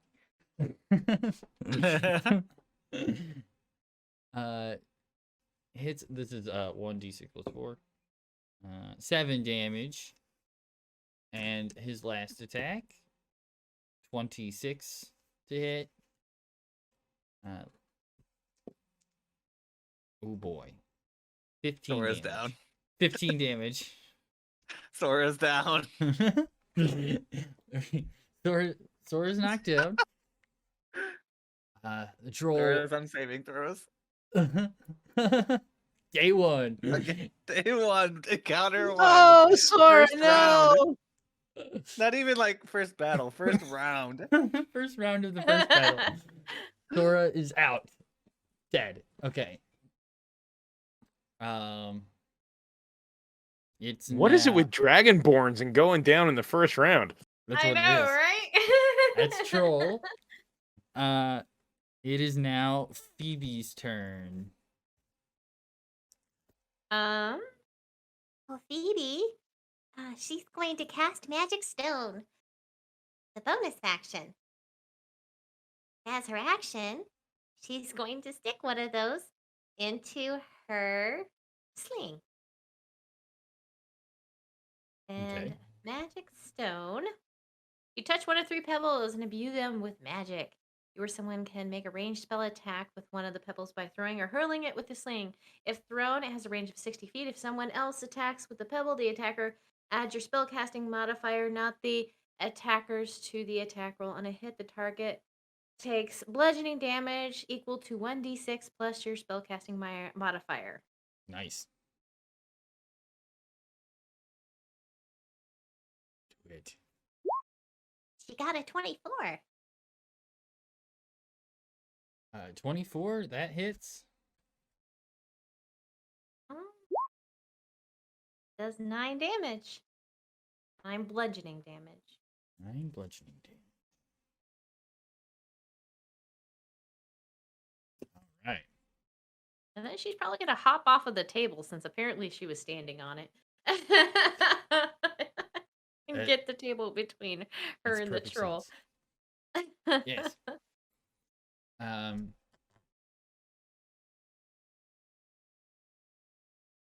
Oh boy. Okay.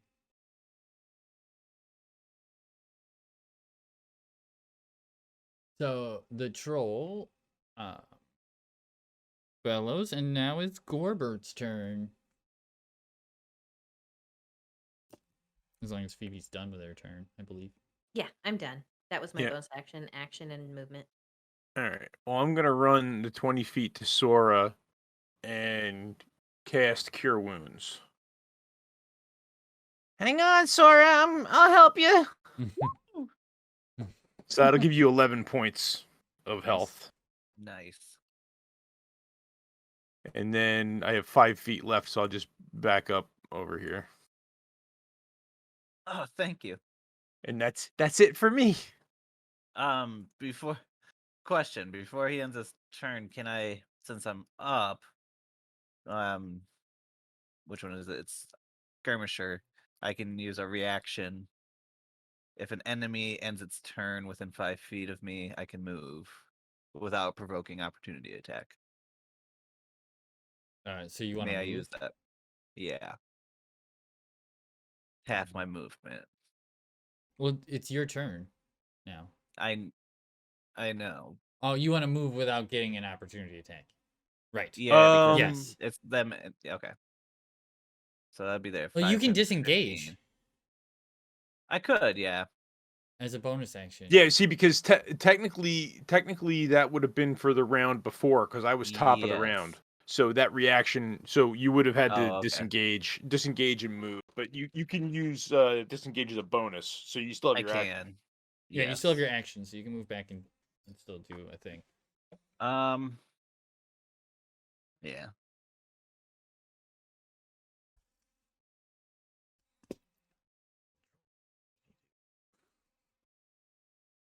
Let's see here. I'm gonna cast shield.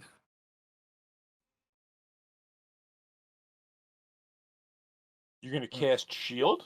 It's a Yeah, or is It's that a- a reaction that it's we're a using? reaction. Uh, so- shield is a reaction. yeah. It Okay. only lasts 6 seconds, so it would only just keep you from damage for 1. Yeah, it's only one Gotcha. round. Okay, so it's not like a normal spell. It's gonna be just like a reaction. Gotcha. Yeah. Yep.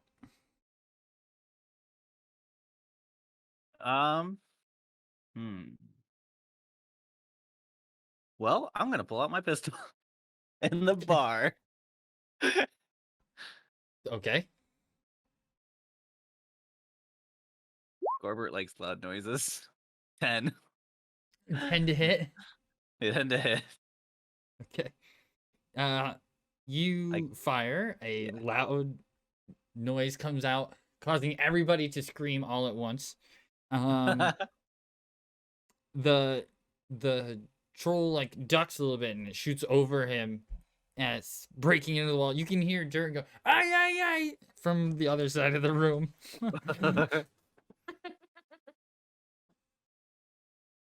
Okay.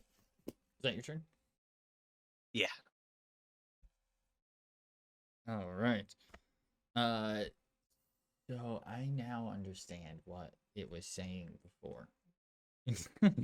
About its thing.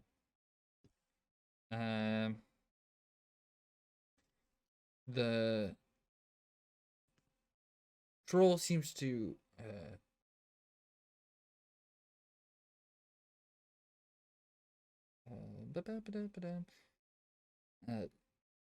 like take a breath at the beginning of its turn, gaining a little bit of its health back, and moves forward on you folks, and goes to take a attack on Sora, the claw attack, for a 10 to hit. So I would assume that misses. Swings and That misses. misses. The other claw attack against Gorbert is 26 to hit. Just hits. Minimum damage, you get 6. 6. Okay. Thanks for the follow, Jeffra. Yay! Hey, Jessica, woo. thanks. Hey, thank you so much. And the other arm reaches out, grabbing at Sora again. Or no, it's a bite this time for it's 26 to hit. That hits. This dice only has high or low. Oh gosh. there is no middle. 8 damage. And that ends the troll's turn. Cool. I will use that reaction to move 15 feet. All right. We'll try not to die, but yeah, thanks for coming out. Sorry you have to leave, but thanks for coming out. We do every Wednesday, Thursday, and Friday we play. Yeah. Thursday, Friday. Thanks. Soon to be. Thursday, Friday. One day we'll have Monday, Tuesday, Wednesday, Thursday, Friday. Oh God, probably right. At Yeah, this one rate. day. We'll all have our own session. We'll all be running our own game. Eventually, right? Probably One eventually. day we'll all have to DM. I'll DM Tuesdays and Big Ugly will do Mondays. You have Thursdays. All right. That's the end of the troll's turn, so it's Phoebe's turn. No, the stream's not ending yet, Zoppel. No. Jeff or Diane is just had to leave.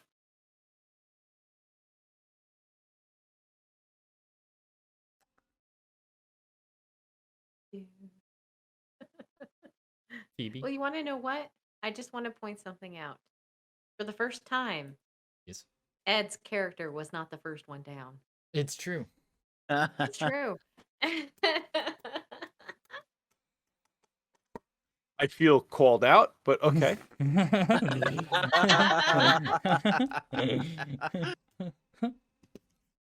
All right.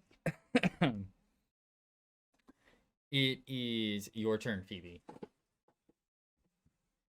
Okay. I'm gonna do the same thing. I'm going to do my magic stone and my sling. Do it to it. That's a 21 to hit. That hits. Yes. And the damage is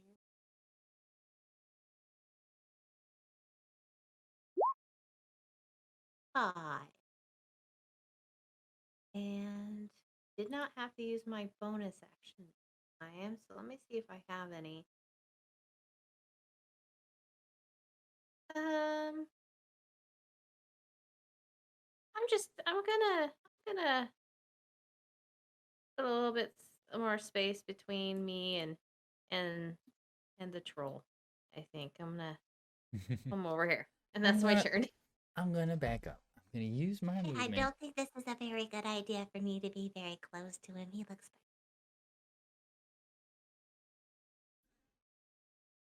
All right. Gorbert. Oh, what was your damage, by the way? For some reason I missed that. It was 5. Okay.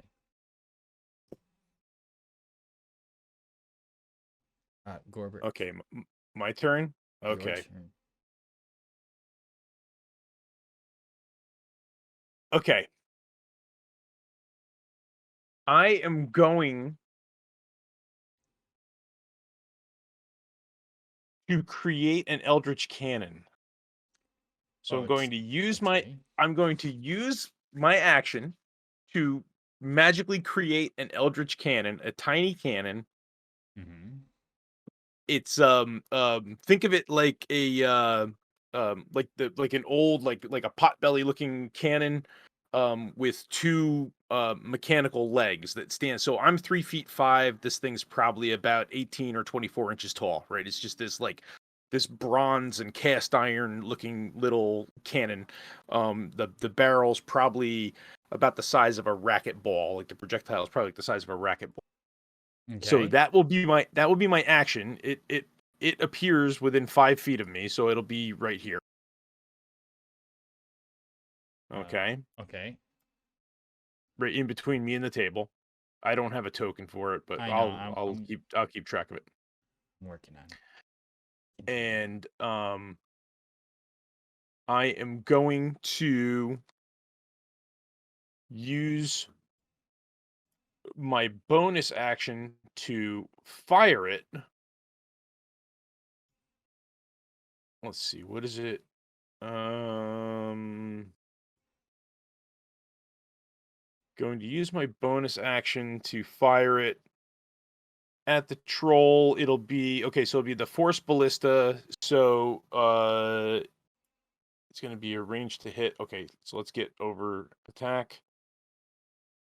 Bonus actions, Eldritch Cannon.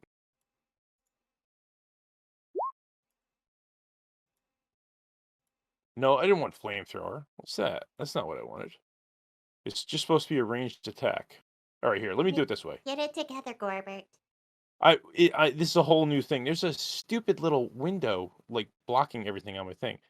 All right, ranged attack. What's my modifier on that? Let's see. Modifier is U, so it would be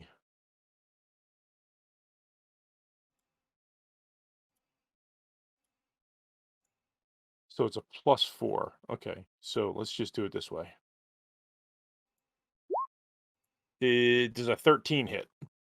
No, it does not. No. Okay. No problem.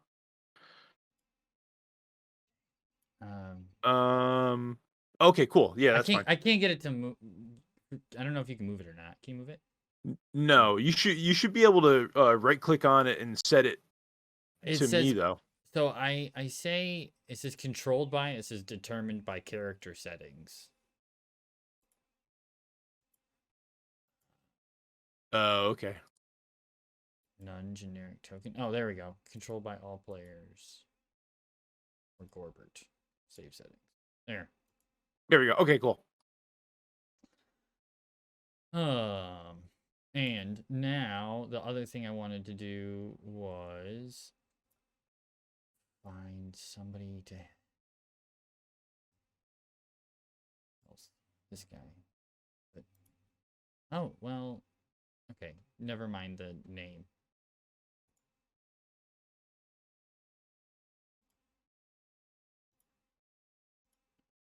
Never mind the name.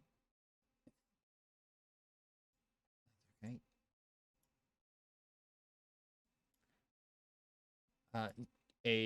That's technically that's the one who just got knocked out, the half orc that just got knocked out.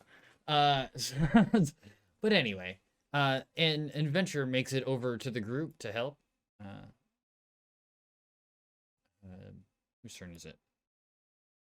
Currently, Gorbert's turn. Did the attack missed? Is that the end of your turn, Gorbert? Yep, that's it. Yep. Okay. It is now your turn, Sora. All right, can I apply a poison onto an arrow as a bonus action? Yeah. Not until next level, I think, right? Or is that this? Okay. Or is that? I can't remember if it's a bonus action that you get to do it normally, or if it's an action normally. I think it's an action normally. It's an action normally. Okay. Well, Shoot. I will shoot. Yeah. Mm-hmm. Shoot. For an 18. 18 hits. And then I should get sneak attack, right? Because Scorbert. Yep. You get Mhm. sneak attack. Yep. So 18 or 16 points of damage. 16 points of damage. That's good. I like rogues. This is fun. Oh wait, you did acid damage earlier, didn't you? I did, yes. So it didn't actually heal earlier. You did acid damage when? Poison damage, technically. Oh, Poison damage. Okay. So Yeah, it did with the heal breath then. weapon, poison. Yeah, poison, Right. yeah. Right. Forgot. You're not Black Dragon. You're Green Dragon. Green dragon. And 16 points of damage currently. All right. It is now your helper's turn. They run in with a long sword attack, two-handed. Does a 18 hit? Yes. I'm playing D&D by myself. Playing D&D with yourself. All right. Does 8 damage for their turn. They're closer than that, right there. All right. Troll's turn. Troll attack. Wait, that's a cannon, right? Yep. Gonna swing at the person that just slashed it with its thing. The cannon does have an AC and an HP, so you know. Oh, okay. Gotcha. 1 slash, 2 damage to them. Actually, 16. Troll does slash attack at Gorbert.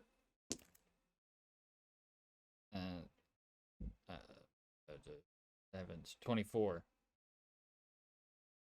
Yep.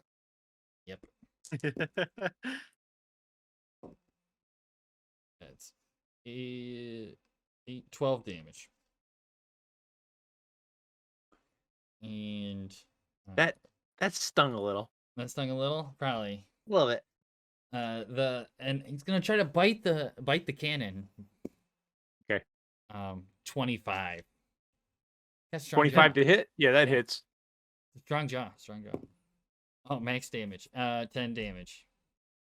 10 damage. Okay. Yeah. Chewing on the cannon. It's a good thing to do. Nom nom nom nom nom. The cannon is made of metal, so its AC must be 25. So it's opposite. Alrighty. No, its AC is 18. That's the end of the turn for the troll. Phoebe, your turn.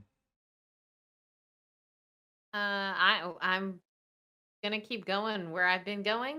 I think it's going well. So magic stone, Magic stone. Whip that magic stone. 24 to hit, Yup. Nice. and 6 damage. Alright. Good. Pretty good. And then with my bonus action, I will cast magic stone again. Okay. And Who's that's my next? turn. It is now the Gorbert's turn. The Gorbert. The Gorbert. The Gorbert's turn. So Gorbert is going to scurry around over to here, All right. and I guess I'm gonna pull out my scimitar. And let's see if we can do this. Or am I getting advantage for flanking or whatever? Yep. Go ahead. Good, because we're probably gonna need it. Nice. Hey. So 20 Yes, 20 to nice. hit The wizard. 20 to hit hits. for 4 slashing. Oh, great job, scimitar. It's those adorable That's what little I arms rolled. she That's has. eh. All right. So okay, so that's that, and Mhm. then I'm gonna use my bonus action for my Eldritch Cannon to fire again. Fire again. So that is going to Fire. be that nice. That's gonna be a 22 to hit. That hits. For 2d8. Whoa. So that's going Nice. to be 10 force damage. Is there a modifier for that? Ranged attack, force damage, creature.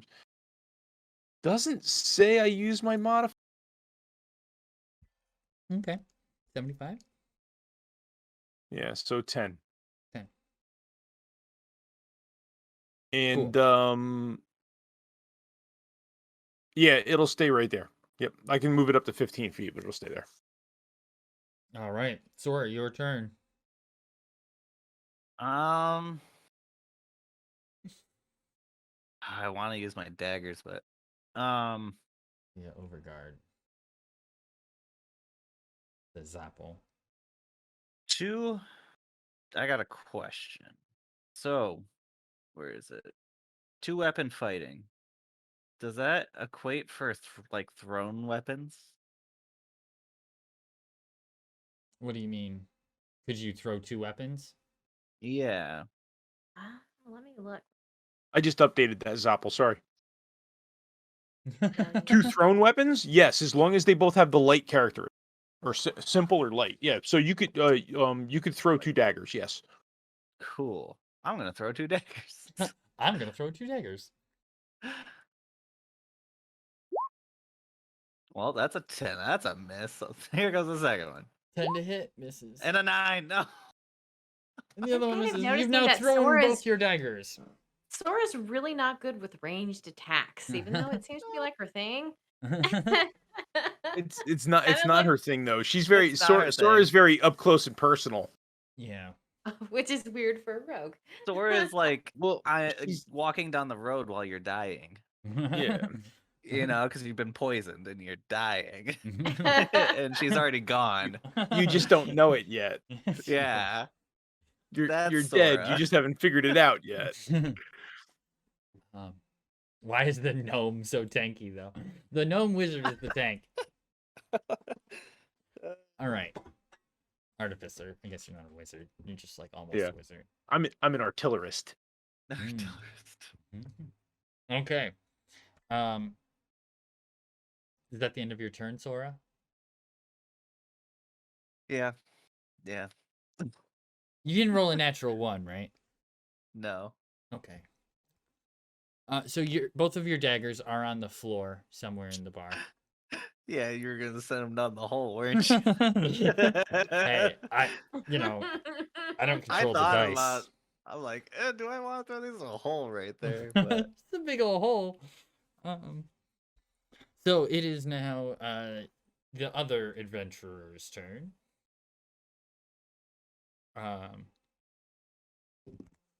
Two-handed attack. Oh shit. Misses. With a 9 to hit. Swoosh. Nothing but air. Did you give them advantage? Oh no, I did not. They can have advantage. hey, you're there right. you go. Oh, that didn't help. It didn't help.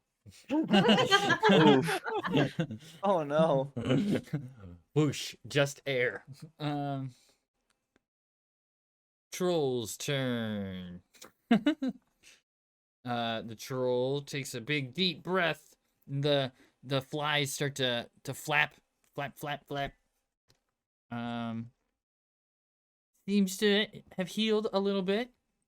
And takes 2 swings with both of its claws at the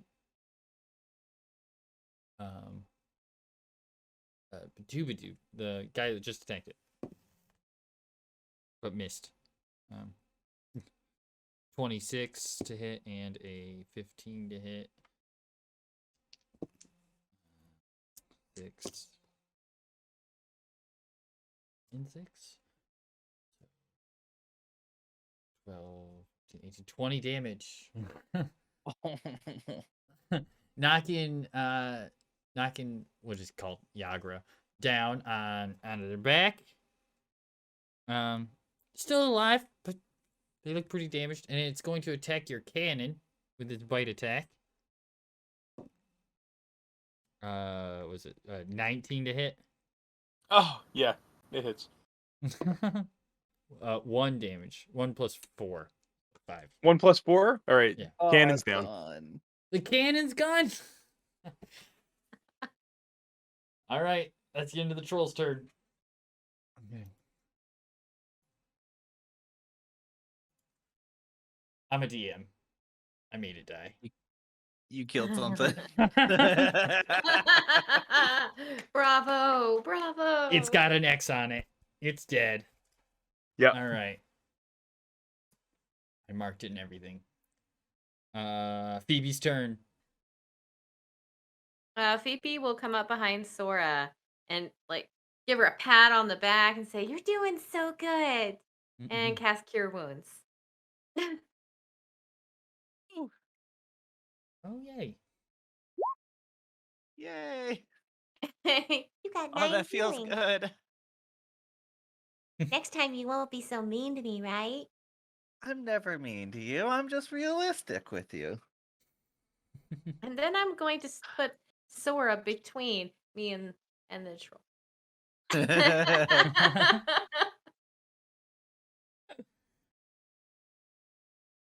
All right. If that's the end of your turn, then it's Gorbert. It is. Okay. I'm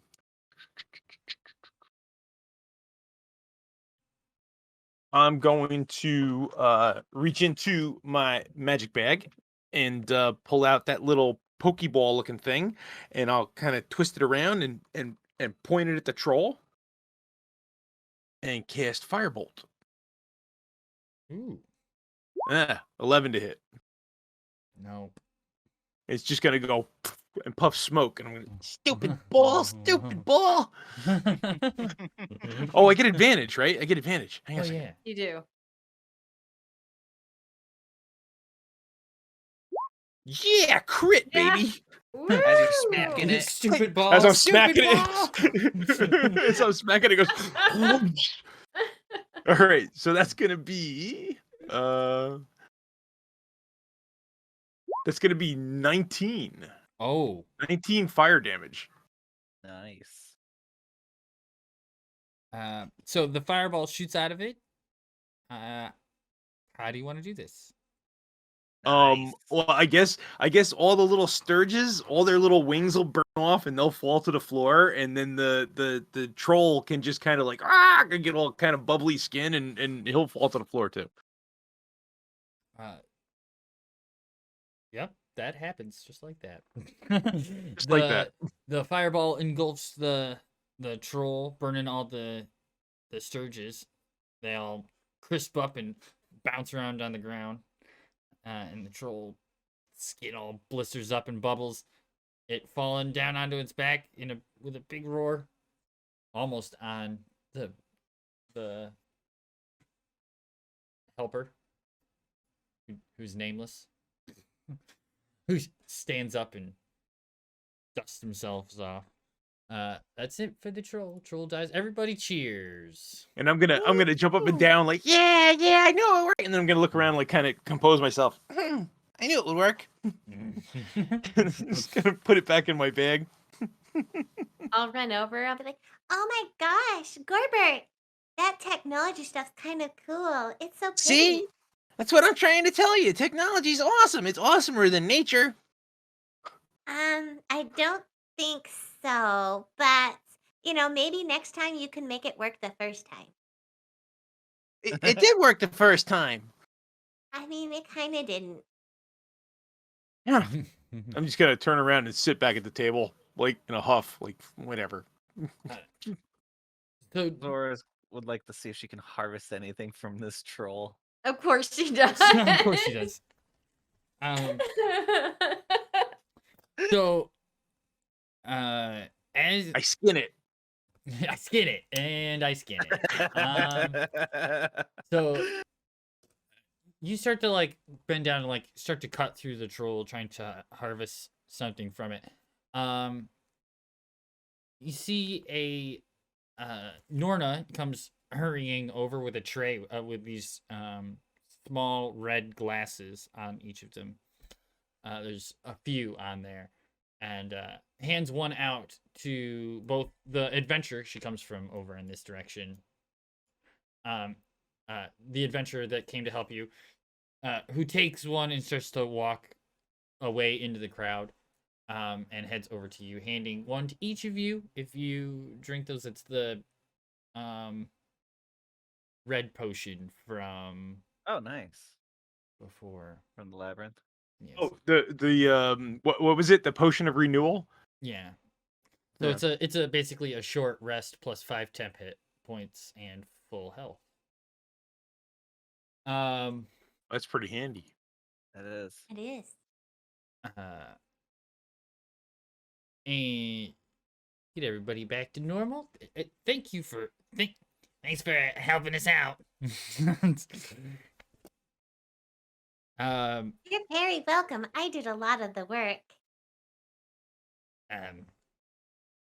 Yeah, I'm sure you did. Hi, I'm Phoebe. I can't I'm- have two characters that introduce themselves all the time. Hey, I'm Neela Featherbottom. I'm Tila Featherbottom. I'm Norna. Just These guys Norna. said that you probably had a beautiful singing voice, Norna. Do you want to sing for us? No. And she turns around and starts to walk off. Doesn't like people very much, is what you can seem to gather. Pushing past her and through the group, you gather. Hold on, one moment. I need my right dice for that one. Oh, I need the right. I Thing need the open right for this. dice. This one and that one. Yes. I need my Excel file open for Sora's ingredients. Monstrous inventory. 55 Yeah. gold of troll fat. Sweet. Um, Does Sora know what it does?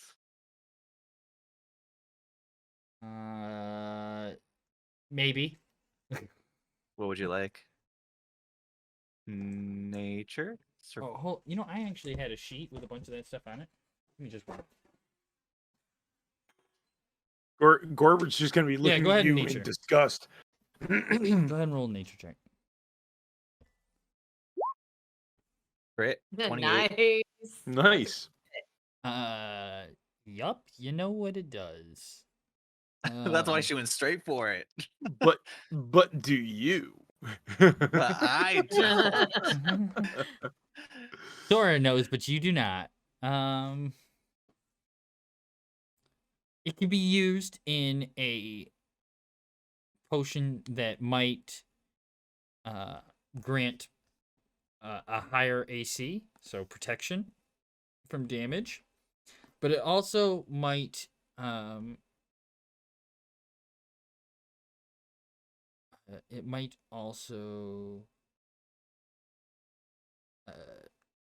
give a weapon critical damage. So basically max out your weapon damage. It can also do that.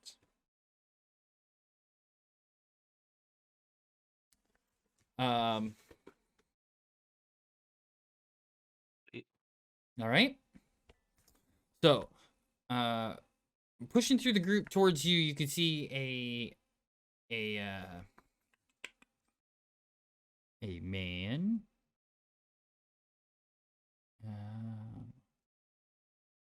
A human man, it seems.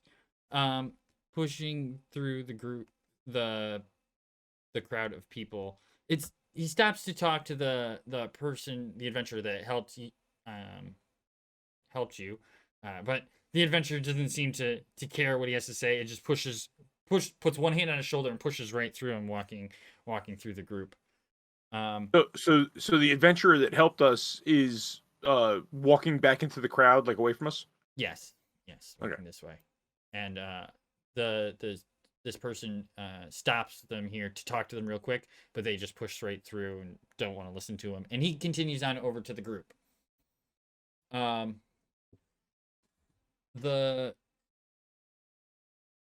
He walks up to you and says,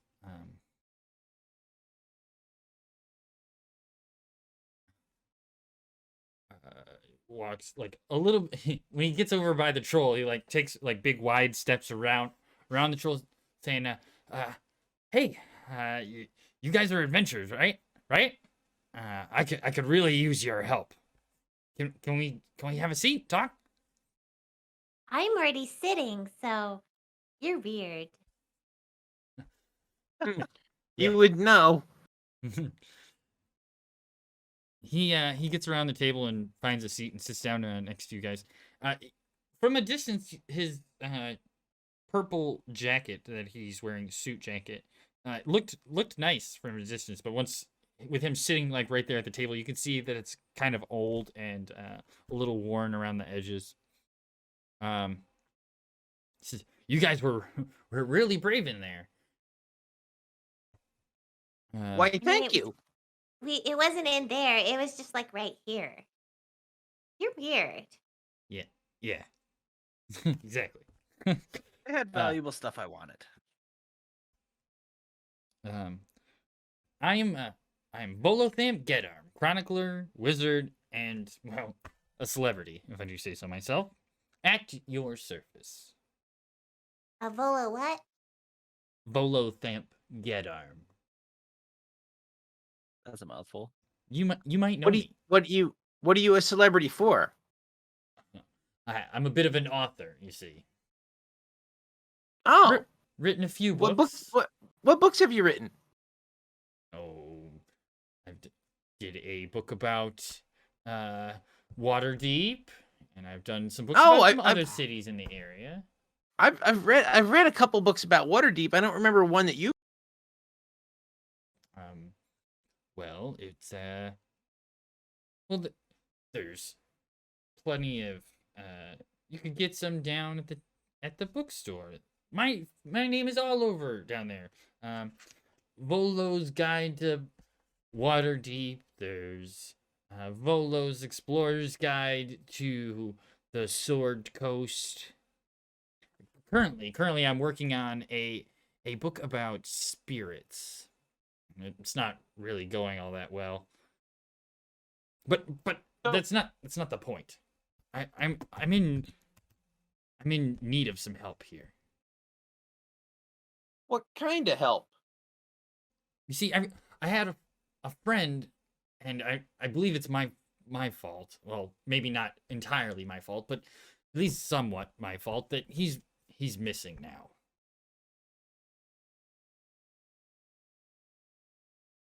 Who's missing? Sorry, I wasn't paying attention. I got bored. I'm gonna look at Sora. Missing friend? Do we want to get involved in this, or do we want to just do our stuff? Oh, maybe a little what do you call it? This for that. What, do you want to trade mushrooms? Like quid pro quo? Quid pro. That's the word Oh, I was looking for. I'm Thank you, I'm Cody. willing. I'm definitely willing to help to pay. For sure. I can definitely pay.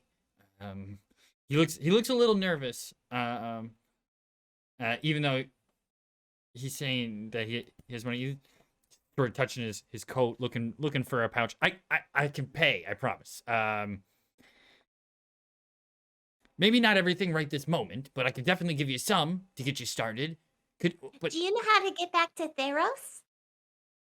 where? Theros. Don't worry, pal. We don't know either. Maybe Neither does she. he probably does know where it is. But I don't. So maybe.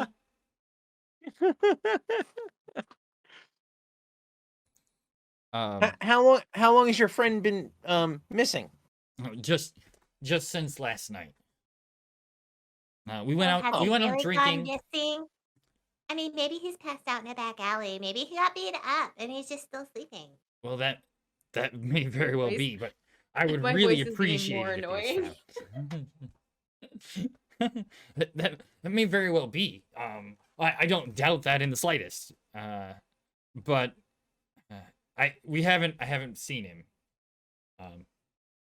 I would have expected to at least see him. We had business today, and he didn't make it in. So Did you go to the authorities? they want to wait. They want to make sure he's really, really missing before they get him. They find him. But he has more beauty than brains, my friend, and he might have got himself hooked up. There's down here in the docks area. There's gangs all over the place and people fighting all the time. We know what it's like to have someone like that. I'm just gonna roll my eyes. So what is your friend's name? My name's my friend's name is Floon Blagmar. His Dune tight.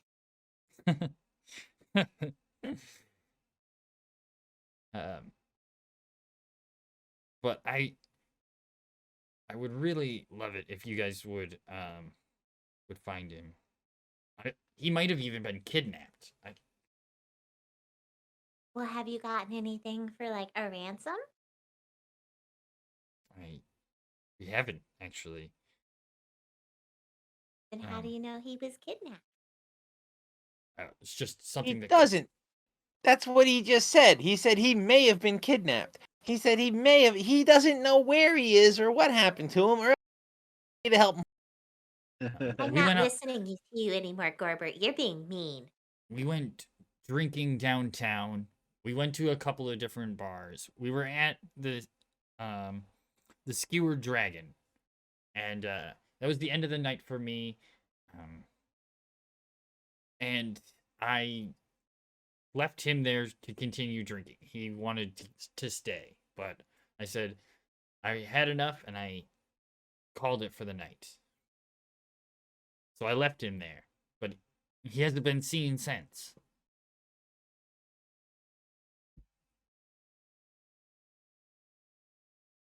I guess this was Well, 2 I nights mean- ago. Well, We're all new to Waterdeep, so we don't even know where to start asking questions.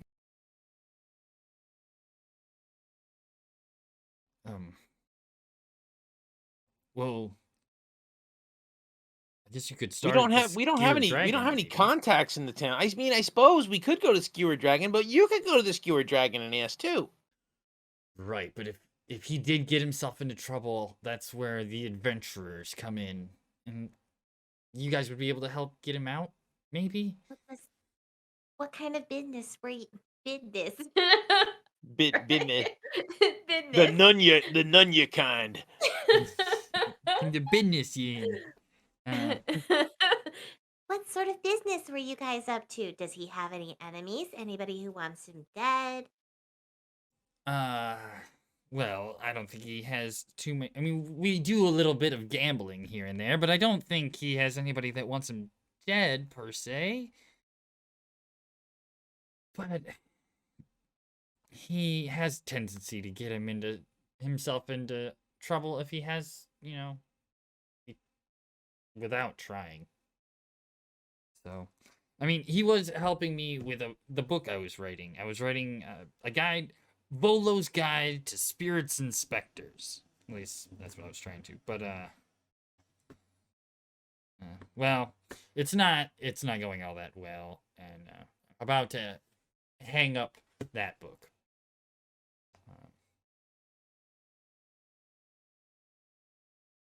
I think. So he was helping you write a book. And who were your contacts? You said you had a meeting today, right? Well, yeah, I had a meeting with him. We didn't have a meeting with other people. We were just doing research for the book. What entails your research? Why are you here in Waterdeep? Well, we're looking at different haunted buildings. Specters. I got it. Okay. Yeah. I'm getting sassy now. I need to have some Okay, coffee. okay, I get it. Yeah, whoopie-doo. All right. I'm an author. Write books. That's all I was doing. Research on my books.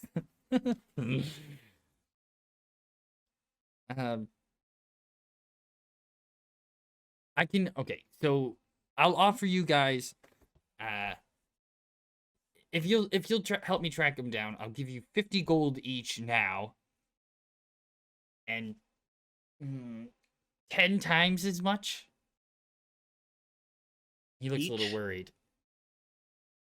Yes, each. When you find him, if you find him, when you find him, he corrects himself. So 50 now each, and then 500 each when we find him? Yes. I have to go and liquidate some of my money, but I will have enough. I will have enough for that if you find him. And how many shinies do we get if we bring him to you? That's I'm gonna lean over to Sora. I'm gonna go 550 gold. That's a lot. Yeah, I think I could finally get that equipment I was saving up for.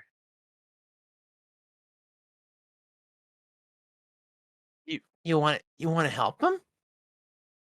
I think so, and I'm pretty sure, and like just really leaning into you, I think that we could get her number down lower, and we could get some more. And as you're saying this, you realize my face is like right next to both of yours. You're like right in the middle of us. Like, what are you guys talking about? What are you guys talking about? oh god. Maybe he seems to know a lot of stuff. He seems to have written a lot of books. Maybe he can help you find your way home. I would like that. I would like that very much. So what do you think? You think we should help him? Well, I mean, if you guys want to help him and he can help me get home, I don't see why not. He's kind of useless, though. I might have to have a conversation with him outside of this because he might be helpful in my endeavors as well. Yeah, I'm gonna look at Volo. Well, you know what? I think we're gonna do it. I think you talked us into it. But don't you try to double cross us. Oh, no. Yeah, don't double cross me. You will regret it. Yeah. I believe you. All you hear is like jingling in a pocket of like vials. So, like I said, I last left him at the Skewered Dragon. It's a bit of a bar down in the dock ward.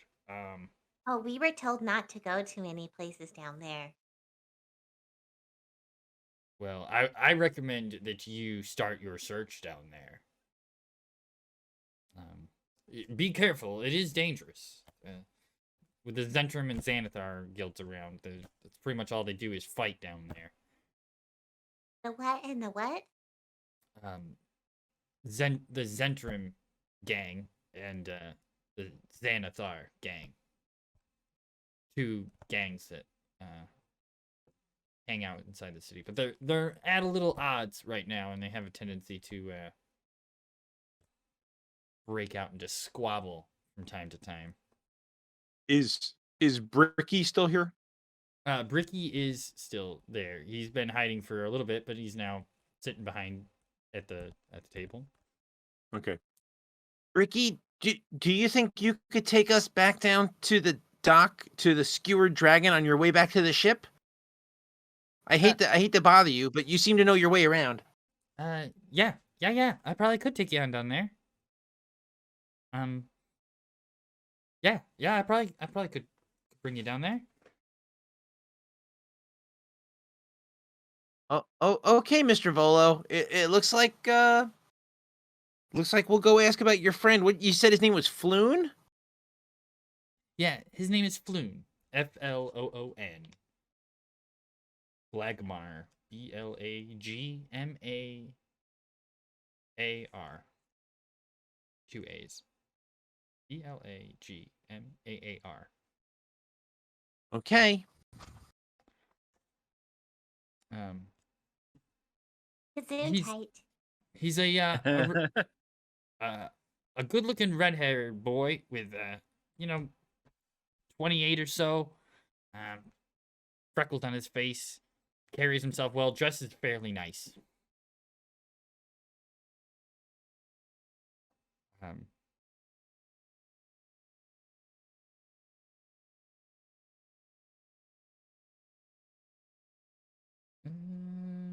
Yep.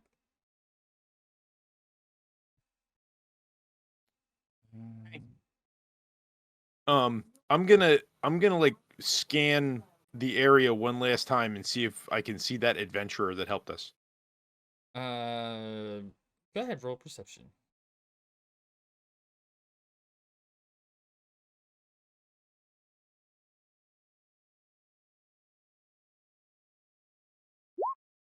Six. Nope. Where did that one go that helped us with the troll? They were here a minute ago and then they disappeared. I don't know. Let me look. With my exceptional height. It's a lot of sixes for perception. 12. I still have the spyglass. Do I get advantage? Right into all the knees. You see him over by the bar. I'll point him out. He's over there. He's over there, Gorbert. Oh, I'd like to go thank him. I guess we'll head over there.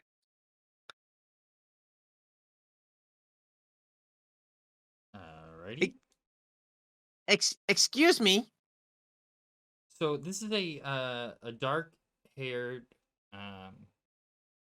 half elf with it seems to be wearing like again like it's really light armor, like a just like a tabard or whatever. He's not wearing any of the same cloak markings as the other guys, though. Just so it's there. And he's just into his drink when you walk up. Says hello. Sorry, what'd you say? Hi, I just wanted to say thanks for the help with that troll. Well, it's not like I'm going to just let him attack everybody in town. It's not like any of these people are carrion. Well, I mean, nobody else seemed to want to help us, but you ran right in, and I just want to thank you. I wanted to make sure you were okay. Yeah, there's always things that's come up out of the tunnel here. Every now and then, something comes up. That's why all the adventurers hang out here. We can sort of keep the place safe if we can, and we always get to have a little fight in every now and then. Just keep loose. Oh, okay, all right. What's your name? I'm Gorbert. Varen. Hi, I'm Phoebe. Hello. You're an odd one, aren't you? That's what It everybody definitely keeps is. saying. Everybody loves me where I come from. I'm very popular. Don't let her fool you. She doesn't even know where she comes from. I came from Theros. I just She don't knows know where how she to get came from. back. She just has no idea where it is. I have heard of Exactly. Theros. Tomato, tomato. You've You've heard of Theros? Theros? I have. It's a ways away, I think. I've heard of it, never been there myself. Quite a ways away, I believe. How'd you end up all the way here? I don't know. Well, that's a way to be, I guess. Uh-huh. Doesn't really All matter I since know- you're here, though, right? It sounds like All she I know- teleported here, but I don't know if she did it on her own or if she did something to do it. But she said she was. Well- What'd you say you were doing? Just picking flowers or something, and poof. Yeah. Well, what happened is that I was trying to find the very, very prettiest flower because I always like to bring Nylia back flowers when I go out in the woods, making sure everything's safe. And so I was trying to find the prettiest flower, and then I saw something shiny sitting on the ground. I'm like, ooh, Nylia will definitely love that. And I went and I picked it up, and then I found myself not at home anymore. You picked it. You picked it up. Do you still have it? No,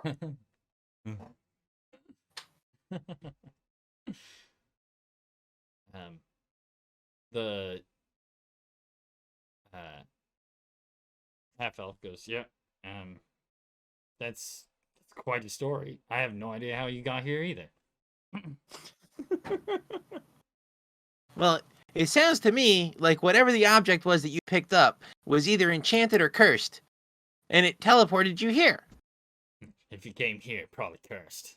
I was gonna say it's cursed, but maybe it's the curse is on us.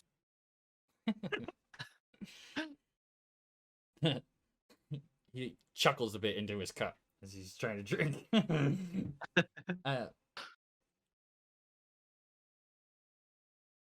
Well, I guess if you really want to thank me, you could buy me a drink. Sure, I'll buy you a drink. And I'll pull another random leaf out of my hair.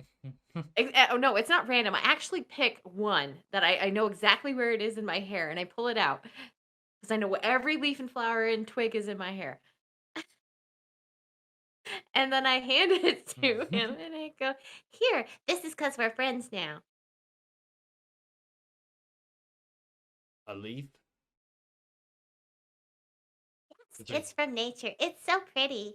is there anything special about the leaf? No, Or is it- it's just a pretty leaf. It's just a green leaf. Nice green leaf. Yeah, it's just a leaf she thought was pretty, and she put it in her hair. Right. And he tucks it. Hold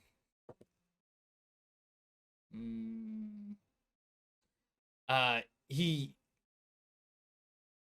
roll perception. Perception? Oh Yeah. gosh. He's gonna throw it on the floor.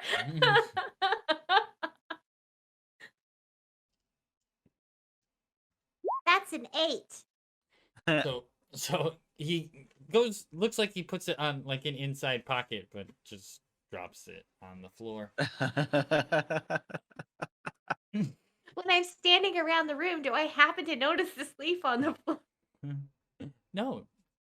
Not with your 8, you don't. I No, I mean like as they're standing there drinking, I'm just gonna be sitting there staring around and just happen to notice this random leaf on the floor, and I don't recognize it as the one I gave to it. Oh, look at this pretty leaf. You pick it up, and put it back in your hair. Yes, okay, I'm rolling perception for it. Okay. Oh no. That's a dirty 20. You see the leaf. But I pick it up and I go, "Oh my gosh, Garbert, look, a pretty leaf!" And I put it in my hair.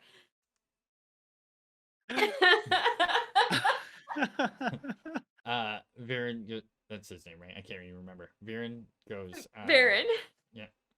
All right. Well, thanks for the drink. Turns back around to the bar. If that's all. Yeah, I just wanted to say thank you and make sure that you were okay, that you didn't need any healing or anything. Oh, as far as healing goes, no, a lot of the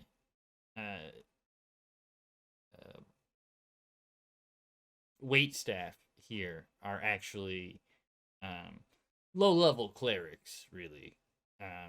They, Oh, that's handy. yeah, to keep it's because of all the danger that is here. They teach them first aid.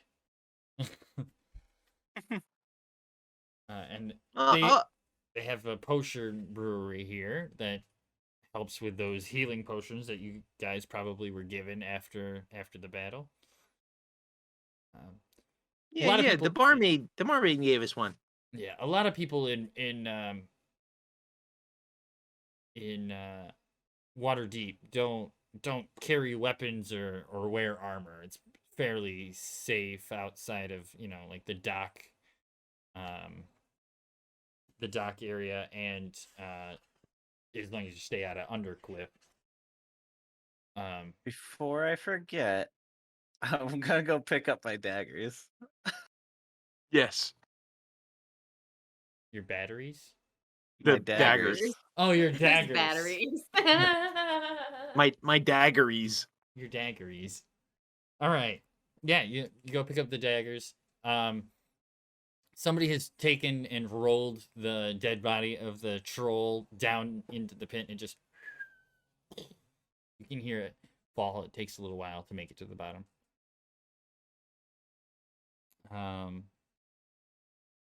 Yeah, and I'll collect the pieces of my Eldritch Cannon and put it back in my bag of holding.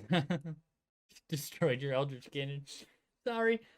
So Bricky goes, all right, once we get done eating, we could head on down to the Skewer Dragon. Sounds all right.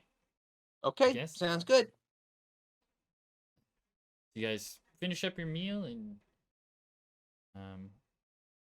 you have any questions for Volo before you head out? Oh, we should ask him where he's staying so we can find him. Yeah, that would be good to know. He is staying. I actually want to ask Varian why he didn't. Or I saw Volo talk to him.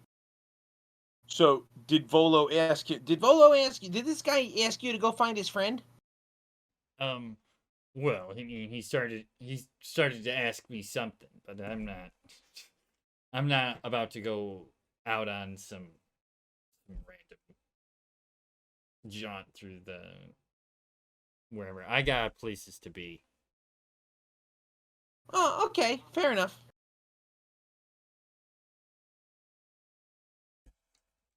Not so much. I don't know who he is. Is he somebody important? He says he is. I don't know. I never heard of him. Says he's some kind of author. Wrote a bunch of books.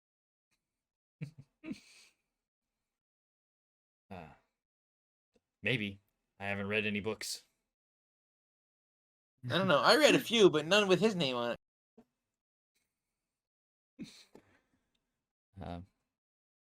All right.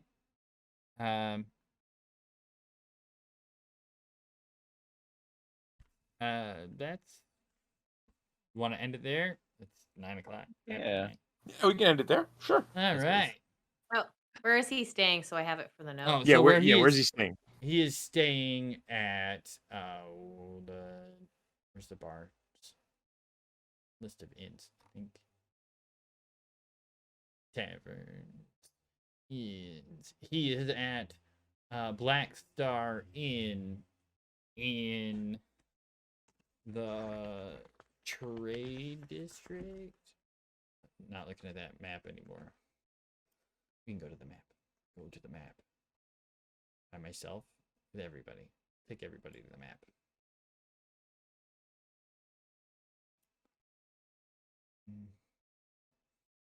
It's not. The Ri- trade district. Yeah, trades. Yeah, it's on the Trades ward. Yeah, it's on the upper corner area there, right up here. Oh, all the way up in there. Okay. Wap Alley. Yeah, it's on this corner right here. Right on the corner there. Okay. Mhm. So he's right at the corner of Snail Street and it's a three-way there. Waterdeep Way and the High Road. Okay. Well, thanks everybody for hanging out. Anyway, we have Yeah, most we have definitely. Strahd tomorrow night. Curse of Strahd is tomorrow. With Yes, Curse of Avalar, Strahd is tomorrow with Avalar as the DM. So if you're and- not following, you should probably follow so you can get the notification Yeah. for that. yeah, exactly. Which by the way, we are getting really close. We're up to we're 11 followers away from affiliate. Nice. Woo! We gained 3 Yay. followers tonight. So thank you Zoppel T, Jeffra, crazy. and Nerdy Fucking Monkey Monkey Goblin. Drunken Monkey I love Goblin. that I name. love it. Absolutely I love love it. Beautiful. Let's see. What do you want to do? We got how we Hey, roll. SA Games. Oh, they're playing. Thank you. Warhammer Fantasy. Hey, hello. For all new people who don't know who we are previous to this, we used to each stream from our own channel, and we kind of all came together in the one Homebrew Cafe. We used to use channel points where audience members could spend the points and buy us buffs and Yes. healings and good stuff. And we're hoping to get back to where we can do that again. It was fun. Yeah, that's a lot of fun. So Mini Terrain Domain is streaming Rime of the Frost Maiden. They've got 27 viewers. So let's go hit them. Yeah, let's go there. That sounds fun. Yeah. Well, thanks everybody for hanging out. We're gonna go raid somebody and have a good time tonight. And Yeah, thanks everybody again. Have a good night. Yeah. Thanks for the raid, Pandemonium Institute. That was awesome. That And was thanks awesome. for all the follows. SA Games, thanks for the follow. And yeah, we'll jump over to Mini Terrain Domain, Rime of the Frost Maiden, and we'll see you over there. see you over there. Good night, everybody. Good night. Bye. Don't forget tomorrow night, same time, same channel.